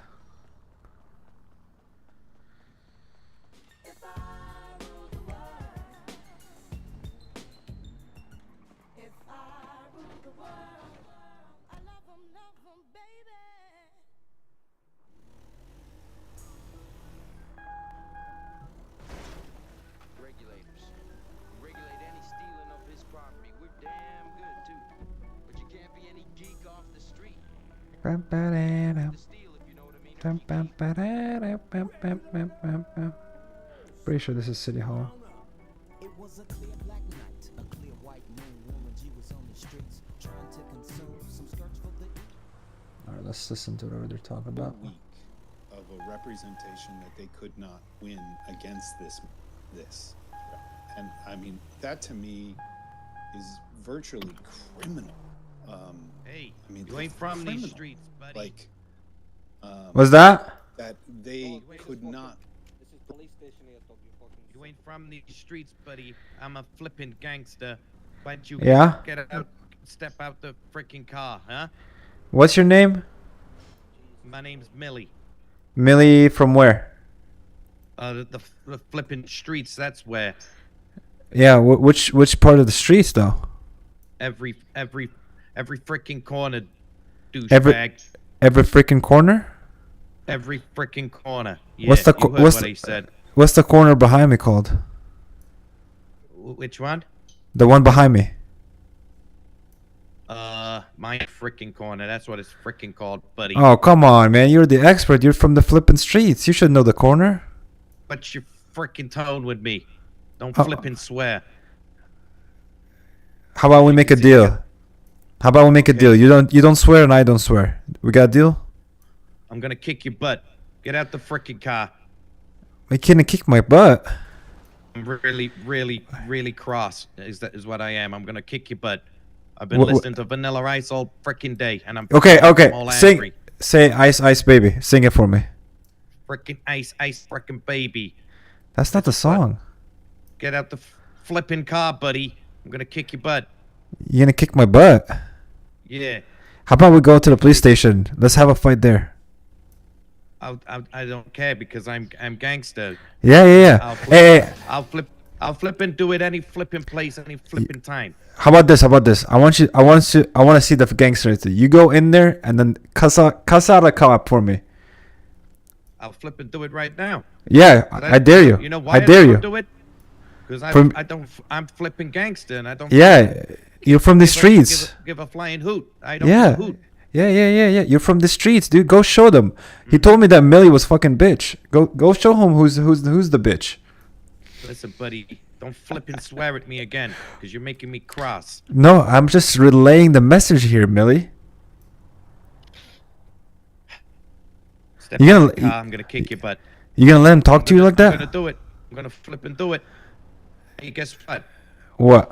There you Oh, go. Millie, I Millie, flip- I flip- Millie, Millie, Millie, don't you do that. Come on, Millie. Because I'm cross. Come on, Millie. I'm furious. Actually. Yes, yes, you're. I'm freaking furious. Yes, I know you're mad. Oh, almost had it, Millie. Almost had it. Almost had it, Millie. Almost. Oh. Oh. I'm gonna freaking tell my dad on you. No, Millie, don't be. You're flipping from the streets. Exactly. You're from this. Mother flipping gangster. You are. Millie, I trust you. I trust you from the streets, okay? About the car, because I'll kick your butt. I'll kick your butt right now. Can you say ass? I'm not swearing. I get in trouble for that. But I'll For kick your who? butt. By who? By who, Millie? My mom. Your mom? What's her name? My mom? My mom's Yeah. name's Millie. I'm named after her. Oh, shit. Can I talk to her? Wanna talk to my mom? Yeah, can I have her number? You know her? No, I'm asking you. You said, she's a trusted source. You had me freaking scared there. I thought you knew my mom. I don't know your mom, Millie. Don't worry. Oh, good. All right, step out the flipping car then so I can kick your butt. How about this, Millie? Meet me here in 10 minutes. I gotta do a job, okay? I'll talk to you later, Millie.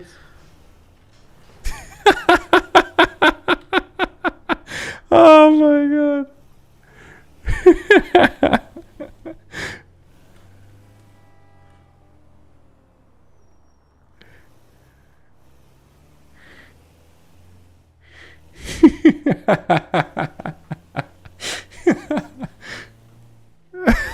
I thought you knew my mom.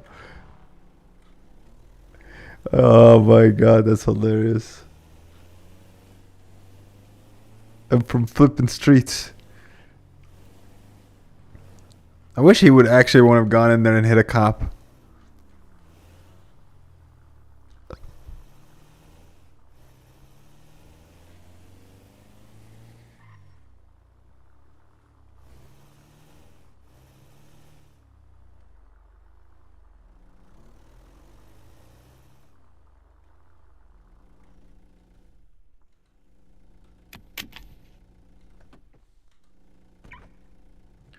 That was funny. You know, that is that part.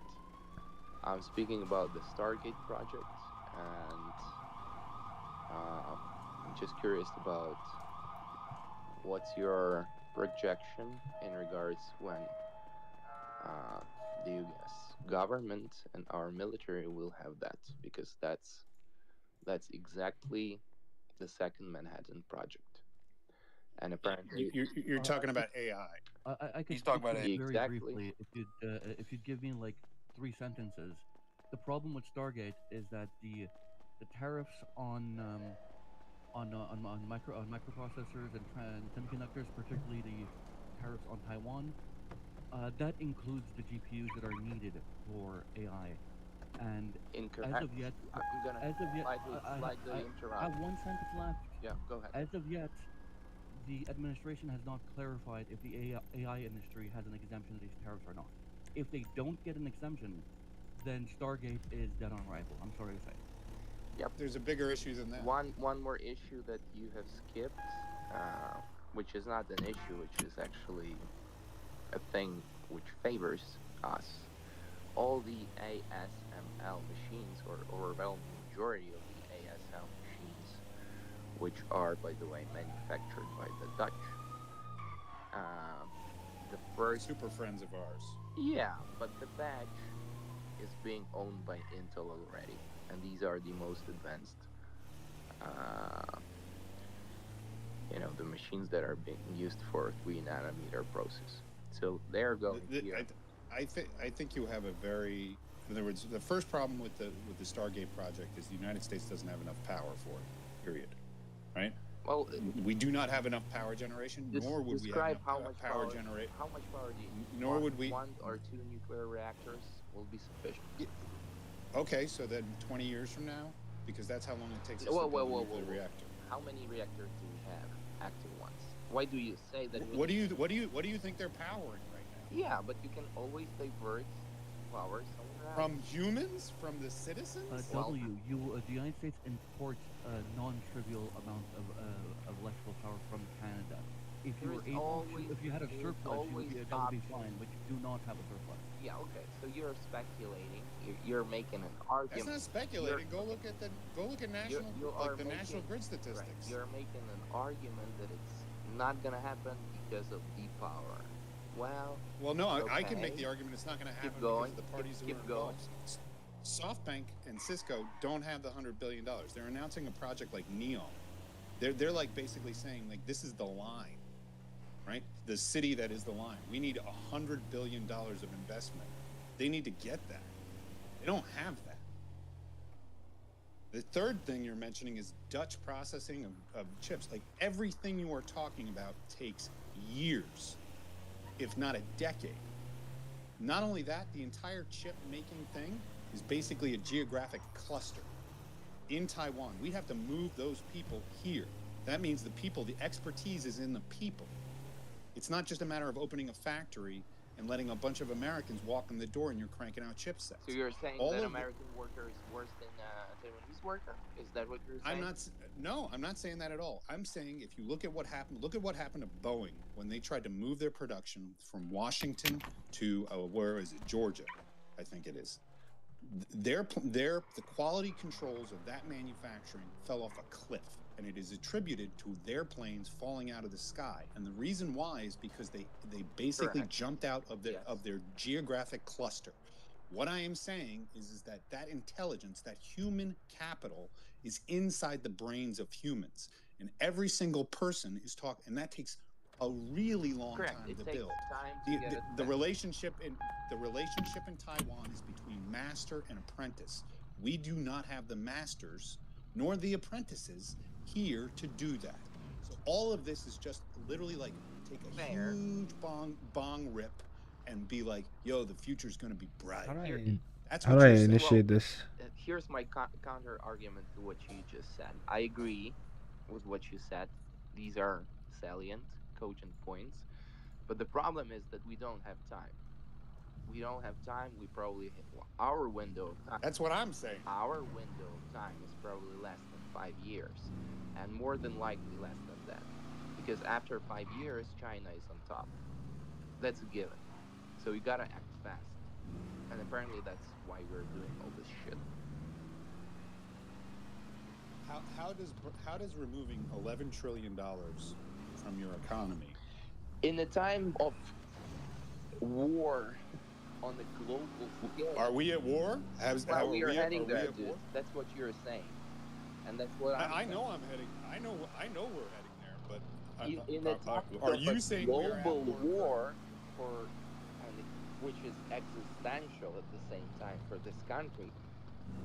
The trillions you just uttered. How is it What war are you talking about, and what makes it existential? I'm talking about the war on the scale of the Second World War. At the very with who? At the very least. Well, what's your guess?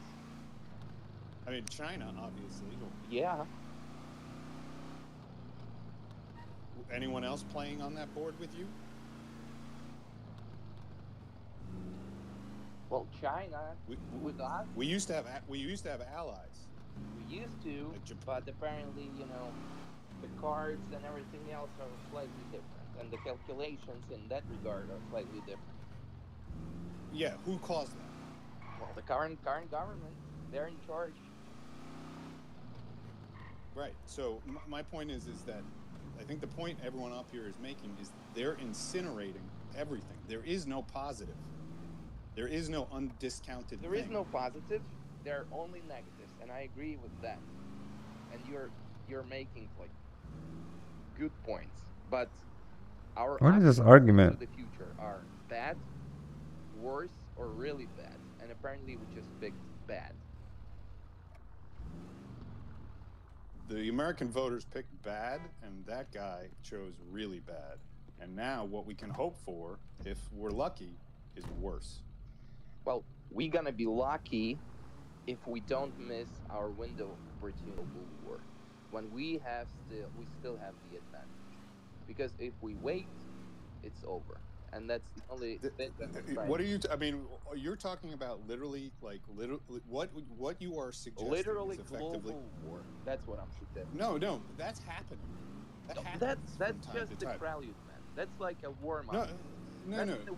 But what are you suggesting that the United States of America does? Are you saying we draft our entire society and literally shut down our economy?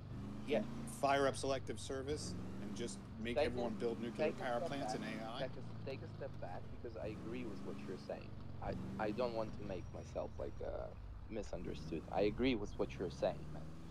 But take a step back and think about how American society used to look like literally during the Second World War. We had the frigging concentration. That was 70 years exactly, ago. But why don't we talk about what we looked because like that at was the American Civil War? Because that was the global war, and that's where we are heading. But you should ask yourself what American society looked like the day before Pearl Harbor. We were isolationists. We were not technically at that point. We were not at war. Are we at war right now? Technically, we are not, but we are getting ready. So what are we talking about? We're talking about that our What did I options do? to the future were bad, worse, and even way worse than that, and horrendously bad. And apparently, we picked the least of the evils. Absolutely not. We did not. There are 1,000 other options that would have been less than this. This is like maybe it could have been done better. I'm sorry, but alienating all of your allies isn't the least bad option. It's a pretty bad option. You pick the fight with all of your allies at the same time. I'm struggling to think how there are options that weren't as bad. To that, if your allies are lenient, if they're sitting on their behinds, if they're not willing to activate their military-industrial complex, well, I guess the rough way of pushing them in the right direction is the only way. Abandon them. Well, you see, the thing is, we used to have. They gotta a start military-industrial moving. complex, If they're being and abandoned, they gotta dismantled start it moving at fast. America's request and got the auto pact in exchange. So. I told you, it's no one's enjoying the process, but we are where we are. Everyone were flaccid, lenient, and enjoying their lives, and we were like gradually looking at the gradually narrowing window of opportunity, and now it's narrowing even faster. So we either are moving fast or we are just waiting a little more, and then there is no time to move whatsoever. It's certainly a position. It's not necessarily one that I agree with. But I appreciate the perspective. But I'm going to be very polite and say no. I I'm just appreciate your position too. I mean, you heard me. That is the position. We'll see if it's right or wrong. Well, I was willing to say in 2 years, but right now I guess I'd say in 6 months.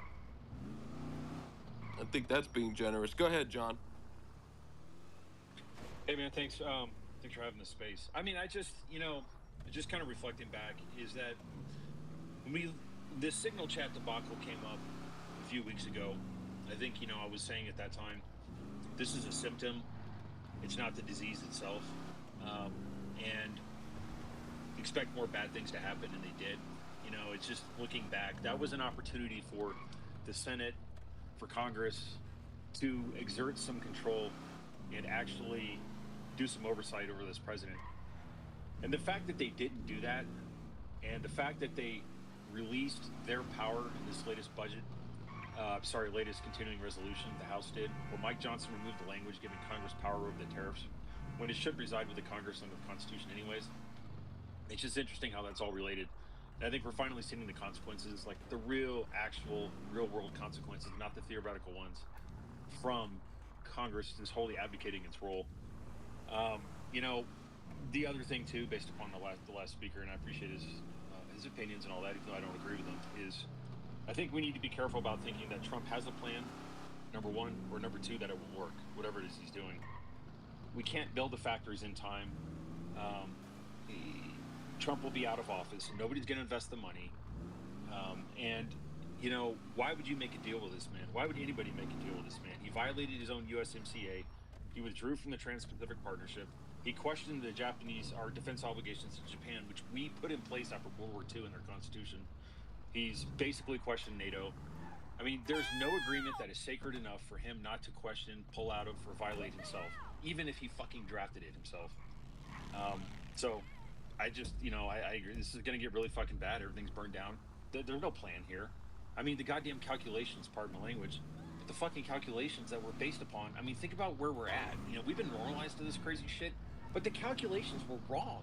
It wasn't even, the chart that he handed out to the media said it's based upon, that it's based upon the tariffs they tariff us. And that didn't even match it.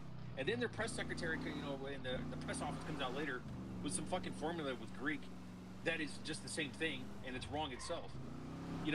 Why would you think that someone who can't even roll something out that good would have any kind of a plan whatsoever? Don't forget the other part of this, man. They based it on a list of ISO country codes and top level domains. There are fucking AI, everything. No, it's incredible. There's like multiple layers of just like fuckery with this. I mean, just put the substance aside. They can't even roll out a bad policy right. I think what's really, I'll be honest with ourselves, this is going to be really bad, and we're just going to have to finally, I think we often look back through history and try to find historical precedents for things. This is the first time in history, however, where we've had a disinformation, I can't even do that. Disinformation, a disinformation industrial complex, where we have this whole right-wing ecosystem of people who just get paid to fucking lie, and they will say anything. And for some reason, there's a lot of people who vote who listen to that. We've never had that before. We've never had, we've had more information at our fingertips now with the internet than we've ever had throughout history, and we use it the wrong way. So, I don't know if there is a historical precedent. We are going to get punished for our collective stupidity as a nation. I didn't vote for Trump, but I hope nobody is kidding themselves. This is going to be really bad. This is like a blind man, being the train conductor with fucking 50 cars full of people behind him. So I guess that's all I got. Thanks. It's getting worse. It's getting worse. The one thing that they were pinning their hopium on and copium on was the U.S. 10-year Treasury bond. Oh my Right? They all God, got it's very excited. unbelievable. But the problem is with that, with Treasury bonds, you gotta have somebody that's willing to fucking buy them, right? And we've basically just pissed off all of our largest foreign customers of those Treasury bonds. The Chinese haven't bought one since January. We just slapped a massive tariff on the Japanese. They're not gonna fucking buy any either. This is a serious problem. They're trying so hard to find out a way to where they can spin this. I just put my recent tweet up in the nest. The top 3 exports of America are trust, stability, and U.S. dollars, and all 3 of them have gone to shit in less than 100 days.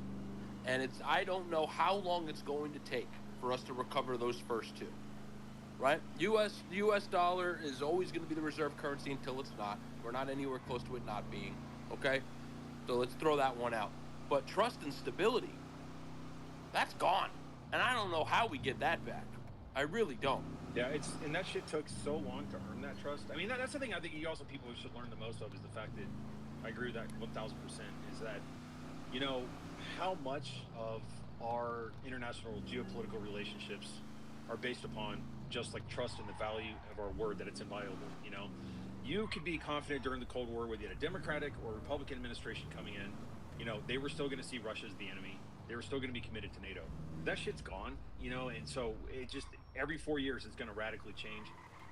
Very trust, like, you know, as in personal relationships, is very easy to lose, very difficult to get back.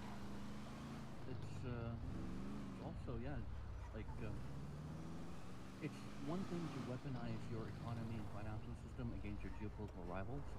It's another thing to then take that and turn it on your allies. As we've been saying in Canada for a long time, it's the only country that has the potential, the means and motive to ever threaten Canada militarily is the United States. And for decades, that's been fine. It's been unthinkable that the United States would ever turn their sights on us because we are your willing vassal. We are your willing resource colony. Our entire economy is structured in a way that it feeds yours with raw materials. And now, it's the cat's out of the bag, and I don't know that we could put it back in. As Prime Minister Carney said, the relationship is over, and there's no going back. Because we can't. How can we go back? We don't trust. All this talk about annexing Canada and subjugating the Canadian economy so that we give in and like become your subjects is. How can we ever trust you again? Yeah, let me just jump in on that too. Hold on. It's not that Trump said it. It's that no one stood up to him. No Republican really stood up to him. Or that's the part where Canadians are like, what? Like, where are the John McCain's who obviously passed away? But I'm saying, where are those normal people saying that is not just wrong, it's insane. The fact that pushback wasn't there because they were afraid of being primaried, that's the part where Canadians went, holy sugar, this guy's not just a lunatic. His whole party, quote unquote, one half of the U.S. governing body, thought that this was not worth saying anything to. Oh, it's a joke. It's not a joke, and the joke's on him, and the joke's sadly on America for the next generation, man. I think John brought up a question of whether or not there's any historical precedent for this, and the only one that I can think of in any real sense is if the myth of Nero starting the fires of Rome so that he could rebuild it are true. I mean, I think Nero is the only, that myth and Nero literally setting Rome on fire so he could rebuild it the way he wanted to are the only equivalent I can think of in history that might even remotely be true to what we're living through right now. Yeah, no idea. 100%. I think that's the right synonym. I think that's the right metaphor. But I think that's even giving Trump way too much credit for some kind of a central plan. True. Very true. Go ahead, John. Yeah, no, I just speaking with respect to Canada, I mean, I think we need to really understand when he says, "Oh, Canada, the 51st state," like that's some kind of joke. I mean, like, you need to understand that the concept of and the principle of not invading your neighbor, not annexing your neighbor, that is the foundation of our entire civilization in the post World War II era. There's something called the Nuremberg Principles, which came out of, which is the core concept of international law. It's what the United Nations is based off of. That came out of the Nuremberg trials. And that is that you do not engage in wars of aggression. You do not threaten wars of aggression, because that's also called coercion under international law, which is illegal and something we agreed to with the UN. We have a UN resolution in 1978 where we agreed not to try to coerce other countries. I mean, these are like the basic concepts of our like fucking humanity as geopolitical actors, and especially as leaders of the world. So when somebody says on Fox News, a politician, Lindsey Graham, whoever it may be, oh, he's just trolling, or just this and that, that motherfucker is stepping back into time, standing next to the Nazis at Nuremberg, and being in fucking the zone with them, okay? Because that's what we prosecuted the Nazis for. The highest law, violation of international law, is a war of aggression. Crimes against humanity, war crimes happen under that umbrella. So that's how bad it is. And rightly so, Canada should see us in that light. It's not a joke. It's not trolling. It is an absolute lynching of everything we stand for as a people. It's disgusting and awful. And I really apologize to Canadians. It's very sickening to me that people just think this is some kind of casual thing to say. He's just trolling. So you don't have to apologize. We know most Americans don't think or talk that, but guess what? We can't put our dinner plate on the line for it. We can't put our children's future. That's the problem. And it's sad because, there was a person in another space that said, oh, Canada can't. We do have infrastructure. Yeah, I don't know what planet you're on. We can sell our stuff that we sell at a super cheap price to America for a lot more to other countries. Will come and pick it up. They will come themselves. China will send tankers to us. Okay, freight on board, CIF, the cargo and freight. They'll pick it up, and we'll make money off it. If that's what it takes to diversify our revenue streams there, gosh, we just wanted to sell to you guys because you're our friends, and for a really good price. The strategic damage, the long-term strategic financial damage Donald Trump has now done to America, it literally will echo throughout history. And I never in my life thought I could ever even say that. I never thought anyone could be so stupid. And you're right, it's not 5D chess. There's no master plan. This guy, I actually am now convinced he has so much, he's scared his sycophant so much into thinking that there's some great, intuition he has. The guy's not an economist. He's, a businessman because he had $100 million. What? Anyone could do that, right? If I could piggyback on that briefly, we sell oil at the United States at a discount not because of the lack of infrastructure to sell or capability to sell it elsewhere. Now, our infrastructure is optimized to deliver to the United States instead of cross-province. That's a fact. But we still have cross-federation pipelines. It's that the United States has most favored trading partner status, so they get a discount on everything. It's the point of most favored partner status. That's completely forgotten about. It's not because we can't sell it elsewhere. It's because you're our boo, so we give you a discount, or you were our boo. Exactly. We're married, or we're heading very rapidly to a divorce. Yeah, but the other reason why there's no plan here is that Trump has been talking about tariffs since the 80s.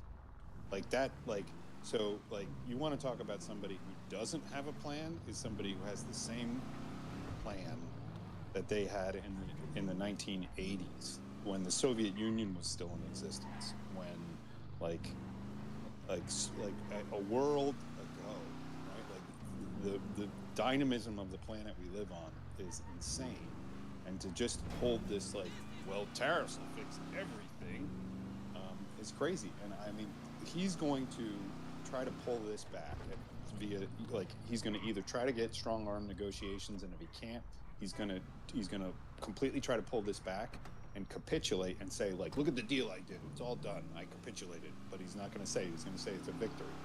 It's not going to work. He's not. The other side of the table is pissed off. China smells weakness, right? Their economy is in shit also. But at the end of the day, they have an authoritarian regime that can sustain some of that longer than we can. Like Some this of is it, geopolitics. Russia's what's his name? Shoigu said a statement in the war with Ukraine. He said, "We have the ability to suffer. Who has the ability to suffer? The Chinese. They'll suffer just out of spite. Like they don't treat their people very well anyway. You think that the American person, MAGA guy who voted for Trump, has the ability to live on a bag of rice a month? Well, the Chinese do. I mean, it's not even that. Like during COVID, they had the longest COVID lock-in on Earth. They literally had people locked into their apartments, not even like able to walk around. Oh my God, it's freezing. And months. Like their society.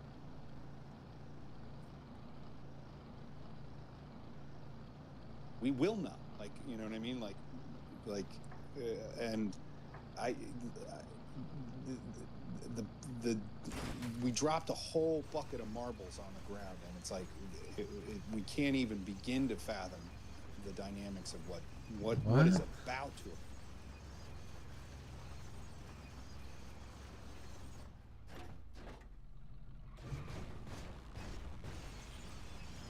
Another, we had a circuit breaker triggered on the Russell 2000. Okay, as it dipped below 7%. I just read a report that one of the Japanese indices, they got triggered just now as well.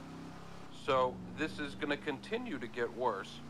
And the president, in his rambling statement earlier about how people need to take their medicine, this is taking their medicine, also said that he is not going to make a deal with anybody unless they solve the trade deficit. This president's viewpoint and what he believes a trade deficit is why we're here, right? It is such a warped view of what a trade deficit is that it really boggles my mind that somebody in the administration didn't just go, listen, we have a trade deficit with Botswana because, well, we don't really sell anything to Botswana.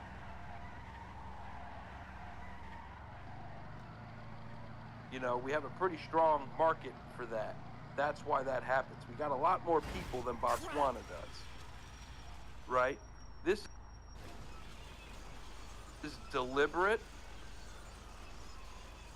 destruction and economic terrorism. I'm going to say that again for the trolls in the anonymous section of this space. This is deliberate destruction and economic terrorism by the President of the United States. Period. Hey, man, quick question, because I'm not the economics guy. Is there authority in the exchanges to not open the markets tomorrow? And if so, what would trigger that? That's a really good question. So I believe the chairman of NASDAQ and the Dow, you know, the New York Stock Exchange, can say, no, we won't do it. The president, of course, can order the markets closed. They don't have to listen to him either. You know, they're not a state-run entity. They're a private company. So it really comes down to whether the heads of that want to stop and halt trading. I can't tell you. I'm not, off the top of my head, I couldn't tell you if you know, private company NASDAQ or the New York Stock Exchange ceased trading without, you know, the go-ahead or the nod from the President of the United States. I couldn't tell you that. I wish Bonk was here and probably give us a lesson on that.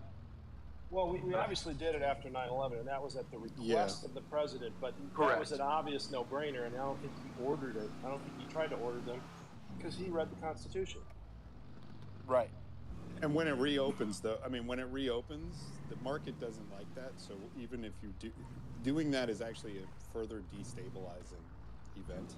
Like if you remember after when the market reopened after 9/11, it was like, God, it was like 10 days of just like straight down. Yeah, I've seen A Wonderful Life. I know. That's kind of why I was asking. Go ahead, Leona. I was just gonna say, yeah, I was thinking about what might happen because as Brian was mentioning, I remember in 9/11 we did halt the markets. I think. I mean, nobody knows what's going to happen. So, disclaimer: this is not financial advice. But what I think, from the sources I listen to, because I'm a market geek, I've been trading the market since 2019, before COVID, including the COVID sell-off. What I think is going to happen is, I think we're going a little lower. We're way oversold on all the indices. I think we're going to hit the 2022 all-time highs, basically where we were before the COVID or before the 2022 bear market. We're probably going to have some sort of bounce. Whether that holds depends on whether Trump is going to say some stupid tweets about reversing tariffs or something that makes the markets giddy. Because the market, the U.S. market, financial markets, as you know, as most people know here, are mostly controlled by algorithms. But I think what's happening now is a lot of retail. I think we're starting to see a lot of panic selling right now, and so. It might be just a week from now. We might hit that level. We might have some type of buying opportunity. What I think is going to happen is all the smart money is going to sell into that, and people who think the markets will go lower will probably sell into that. Because whether we go lower from here, I don't know. I'm only speculating. Markets can do whatever they want to do, but I think if the economy continues to erode. I'm just thinking, like, if the tariffs stick and he doesn't change anything and we start seeing prices go up, jobs get laid off, we start seeing a recession, as I think, was it JP Morgan just predicted a recession now? We're basically going to probably see the markets go a lot lower, but I don't know. Those are my thoughts.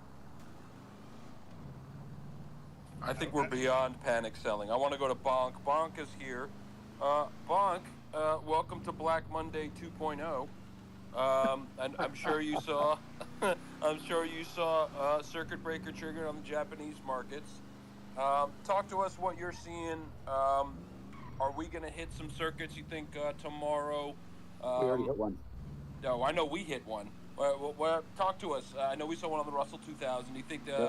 Talk to us on what you're thinking for tomorrow, and do you think there's anything the president can do or will do to calm everybody the fuck down? Yeah, so yesterday I threw out a tweet and I was like, this man has about 12 hours to say something, anything that even sounds remotely conciliatory, just to try to lower the temperature in the room 2 degrees. If he doesn't do that, we're going to open up -6% across the board. We might see the first time circuit breakers are triggered in overnight trading, which we just saw. The Russell did it, as you said. Because that 12 hours ticked by, and what happened? He was down at Mar-a-Lago golfing, and then having a woman in a bikini make a finger painting portrait of him. And then his lackeys, who could have said something conciliatory on his behalf. We had Howard Letnick on one side, on one channel, saying that the tariffs were going to be permanent, and even though countries like Vietnam had completely capitulated to all of our initial demands, right? Remember, we made the terrorist demands, and Vietnam went, you know what, it's not worth our trouble. We'll just, fine, we'll reduce all the tariffs to 0. We don't really care. Like, let's just go back to trading. And then our response to them was, nope, not good enough. The terms have changed. Like, we don't accept capitulation from you anymore, which tells you that there's nothing any of these countries can do. This destruction is by design. The excuse they use for Vietnam is like, well, you manipulate your currency. The Vietnamese dong is worth 0.00004, probably 0.00038 to a U.S. dollar. The dong means nothing to us. So claiming that they manipulate the currency, that doesn't mean, like, we wouldn't even notice something like that. That's just their way of moving the goalposts. So anyway, he's saying the tariffs are permanent. You got Elon on another channel at the exact same time saying that, I talked to the president, amenable to working deals, and we're optimistic that we're going to get a free trade, tariff-free zone between the United States and Europe. And at the exact same time he's saying that, we got Navarro on another channel saying, Elon's a businessman. He's only interested in his own thing. He sells cars. Like, I talked to the president myself, and the president doesn't, agree with Elon's stance on tariffs.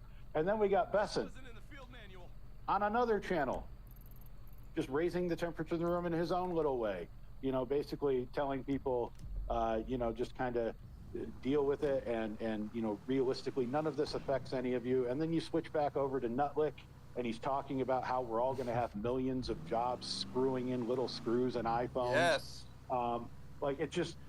If they just raise the temperature in the room, that's all they've done. They've just raised the temperature in the room. And I called it a few hours ago.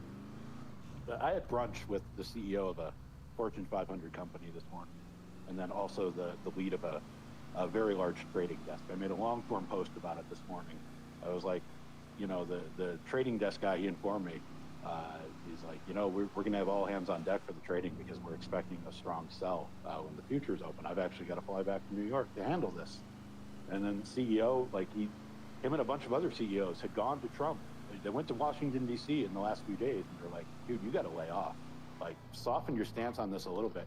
It was like, let us know what's going on. If you want us to build manufacturing here in America, you need to assure us that these tariffs are basically permanent, right? Because it's going to take us 5 years to, build up the infrastructure and forklift over the production capabilities. If these tariffs are temporary, that doesn't make sense for us. And they all got hand waved. They got hand waved away. Wouldn't get an answer. So this CEO, and I'm not going to name drop him or the company because it is insider information. I would very much love to be able to trade on this company's stock right now, but I can't because of SEC regulations. Because now I have inside info. He said the same thing that every other company is going to do. We're not going to do anything. We're just going to sit on our hands, and we're going to cut costs, which means cutting jobs, which means cutting production, until all of this blows over. Either he's removed or he comes off this position, until some sort of sanity is restored, because we can't make a strategy based around this. We're not going to act, which means they're all agreeing we're just going to make less money, which means everybody's quarterly earnings are going to be down, which means we need to further compress the multiples we'll accept for stock prices on companies, which means more downward pressure on equities, right? That is coming because these companies, they can't deal with uncertainty, and they're willing to say, you know what? Maybe we just don't make profits for a couple of window quarters, sharing but might be we're better. not going to deploy a bunch of capital, on projects trying to overcome this thing when you keep changing your mind. We're not going to sink $175 billion into something only to find out in 2 years that it was a waste of our money. So they're not going to do it. They're not going to do it. As you say, Japan, the breaker triggered. We're going to see a circuit breaker tomorrow. We're going to see it. The S&P will trigger. I promise you, it will trigger. The NASDAQ 100% will trigger. Bonk, let me jump in and ask you a quick question, if I can, because it came up earlier, and I knew you were the perfect person to ask. And this is for the space. What's to say, the chairman of the New York Stock Exchange says, fuck this, we're closing this down. One, can they do it? Can they do it? B, would they do it? Why is it a good or a bad idea? No, so there's circuit breaker rules, right? You have to fall 7%, and then they'll stop trading for a little while. And this is all born out of 1987 when we had the first Black Monday, right? The high frequency trading machines, there was liquidity problems between them. They were just selling between them, which were driving prices down further, which was causing hedge funds and mutual funds to be liquidated. And then as those guys got margin called and liquidated, that put out more share pressure out there that was selling. It was just it was coal into an engine, right? It was just speeding it up. And we decided after 87 that we could never do that again, which is how we implemented the circuit breakers. So we have to go negative 7% to trigger a circuit breaker. That's going to stop everything for a little bit of time. It's designed so everybody can stop, take a beat, get their bearings, reset the algos on the high frequency trading machines, identify any hedge funds or anybody else, any large institutions that might need emergency liquidity from the Fed, because the Fed can step in and kind of help these things to prevent these margin calls and prevent these fund liquidations, and then restart it. And then if it drops again at 13%, they'll stop it again, right? And if they have to stop it a third time, that's when they say, that's it, no more trading today. We're done. We're out. We'll try again tomorrow.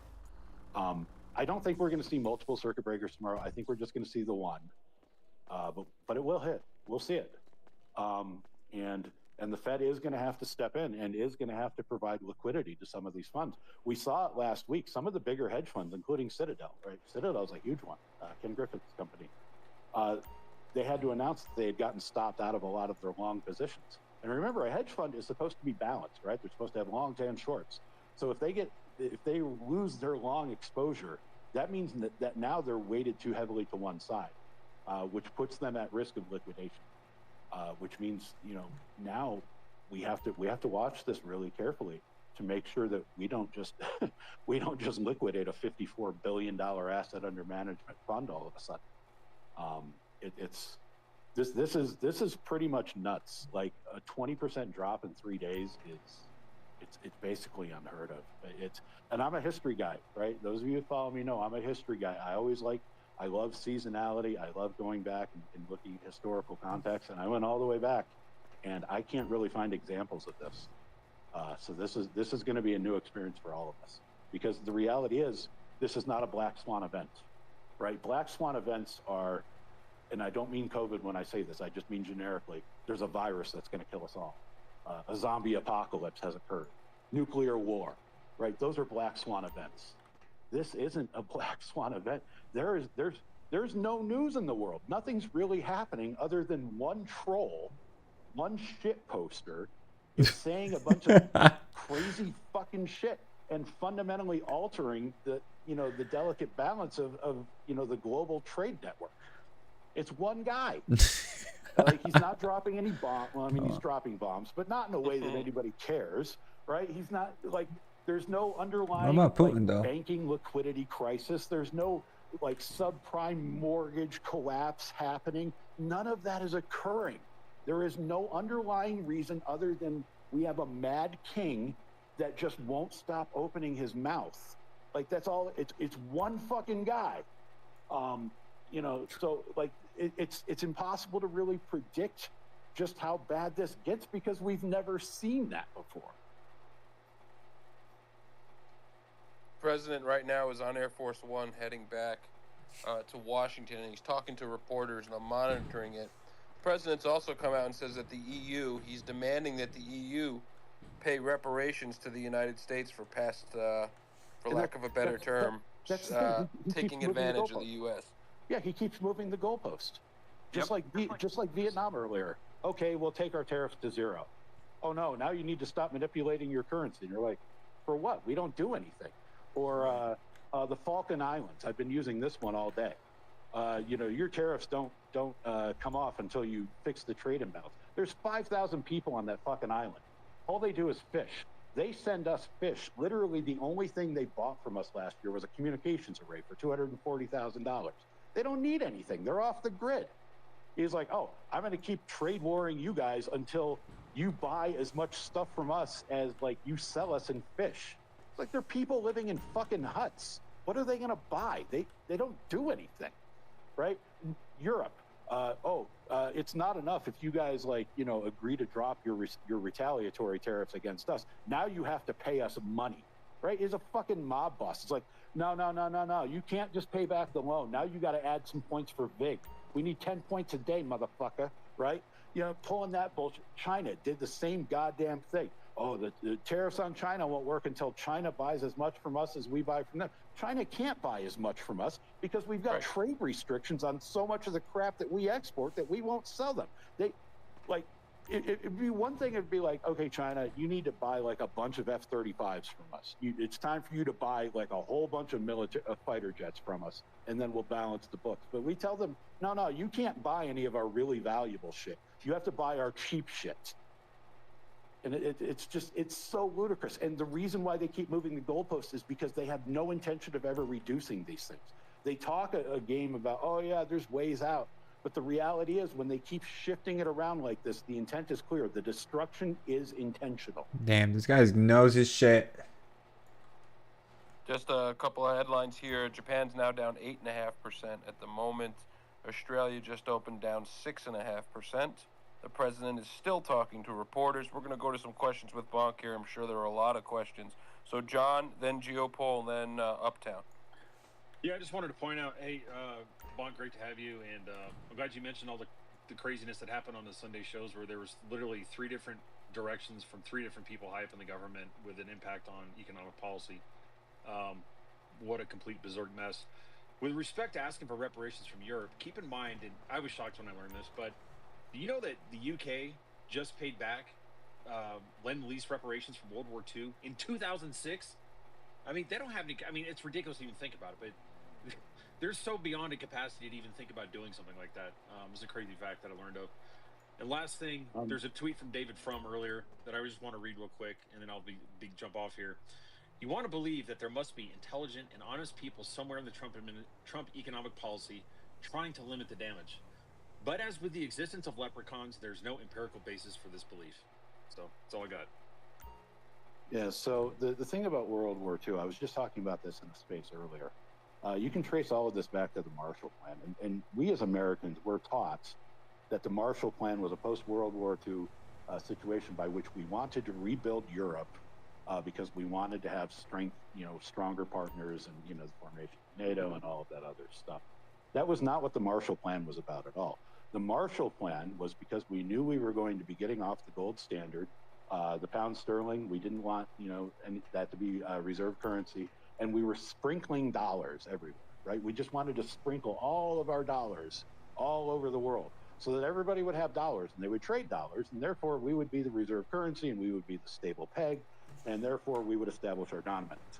The Marshall Plan, in spite of the fact that very few countries have ever paid us back, in spite of the fact that you can go to a lot of Eastern European countries, they still haven't rebuilt. Fucking 80 years later, it's still rubble. But it wasn't about rebuilding. It was about establishing our presence. So it was a success, even if nobody gave us cash, because that cemented our status as the reserve currency. But yeah, as you say, the other thing, you would think there would be somebody honest there, but the reality is we elected a felon. We decided that being a criminal was no longer a deal breaker. And now we want to pretend that it's, weird that all of a sudden he surrounded himself with other criminals. Howard Lutnick, Cantor Fitzgerald, he did a lot of shady shit getting up into that point, and Cantor had to pay a significant fine because he's a fucking criminal, right? Besant, his name is Besant. I keep calling it Besant because I know he hates it, and I really don't like that guy. More shady shit. You can go all through his administration, all sorts of criminal activity, right? We even promote criminals, right? St. Patrick's Day, what do? We bring an Irish fucking rapist who had just been convicted a couple weeks prior to take a bunch of photos, and then we endorse him to be the prime minister of fucking Ireland. Crime is okay now, right? We elected a mob boss, and now we want to act surprised that there's no ethics in the people that the mob boss surrounds himself with. It just doesn't make any sense. Go ahead, Geopol. I would add one thing on the mob boss thing, Bonk. We elected a wannabe mob boss because mob bosses tend to be a little bit more intelligent than what we're currently dealing with. I think literally, I'm not joking. I think, his dad built his empire at a time when in New York, the trades were very controlled by organized crime families. And I think he saw that. And I think he wants to be his dad, but he's not his dad. That's basically, and I think he's been living through this his entire life. But getting back to the main topic, I thought the other telling thing that would happen with Besant was there was one moment on the shows where he literally just goes, "This is Donald Trump's policy, and we have to support it." I totally thought that was a moment of separation where he was basically being like, "This is not my policy. This is Trump's policy, and we have to support it." I think there's a realization of how fucking bad this is going to be, but also that the thing that I think they were hoping for, that they were going to do some sort of deals for fixed currency exchanges and things like that. I just don't see that happening. And even if it, I think you're going to see Netanyahu come in and probably do the first deal of just complete capitulation. And Trump's going to try to hold that up as an example. And I think a lot of the more powerful world is going to say, no, we don't want to do that deal. And that the trade war is going to deepen and continue. And the thing I have a feeling that Trump in a week, 2 weeks is going to capitulate on this and try to announce victory. And my question is really, do you think if all of a sudden there was a capitulation and they backed away from this, that the markets are even capable of recovering at this point, given the sort of damage that has been done to trust global markets future, basically? Yeah. So we'll see some chop if that happens. And Trump is famous for this, right? He does something, he gets nothing in return. He takes a victory lap and says he got everything he asked for. And the world kind of spins on. Wait, this is not because he's open? never taken it this far before, right? He threatens to do something. I'm going to tariff Canada 360%. I'm coming after Mexico. And they agree to do dumb things like name a fentanyl czar or put 10,000 people on the Mexican border, even though there were already 25,000 people there. And he goes, look, they caved in. And everybody just goes, yeah, great, Donald. Good job, buddy. Yeah, you're so fucking whatever, right? And the beat goes on, right? This one here, you can't put the toothpaste back in the tube, right? He has revealed a weakness in the global trade market by which too many countries, too many entities are too tightly attached to the hip to us. We're too important to them. And now they want to spread their surface area risk around. They want to expand the surface area of risk in terms of their trade and then lessen the depth of This that is risk. unplayable. Right? That way there, if something goes wrong, it doesn't hurt as bad. The analogy I use is like I'm sitting on, I got a fuck ton of Bitcoin, right? And it's on all these USB drives and portable hard drives and all of these things. They're in safe deposit boxes scattered all over the world. Like, you might get one. Okay, great, but you're not going to get it all. And that's what these countries are going to do. So even if he backs off and goes, okay, I won, haha, check it out. 50 countries, capitulated to me. Never mind that it was countries that don't trade with us anyway, like fucking Cambodia or Mozambique or, some other sub-Saharan African country or the fucking Penguin Islands. By the way, some MAGA dude actually tried defending the fucking Penguin Islands there. That was funny. Like, it doesn't matter that we go back to that. The markets are still going to have to price in the increased risk of the reduced trade with the United States. So we're not going to see those new highs. It's just not going to happen.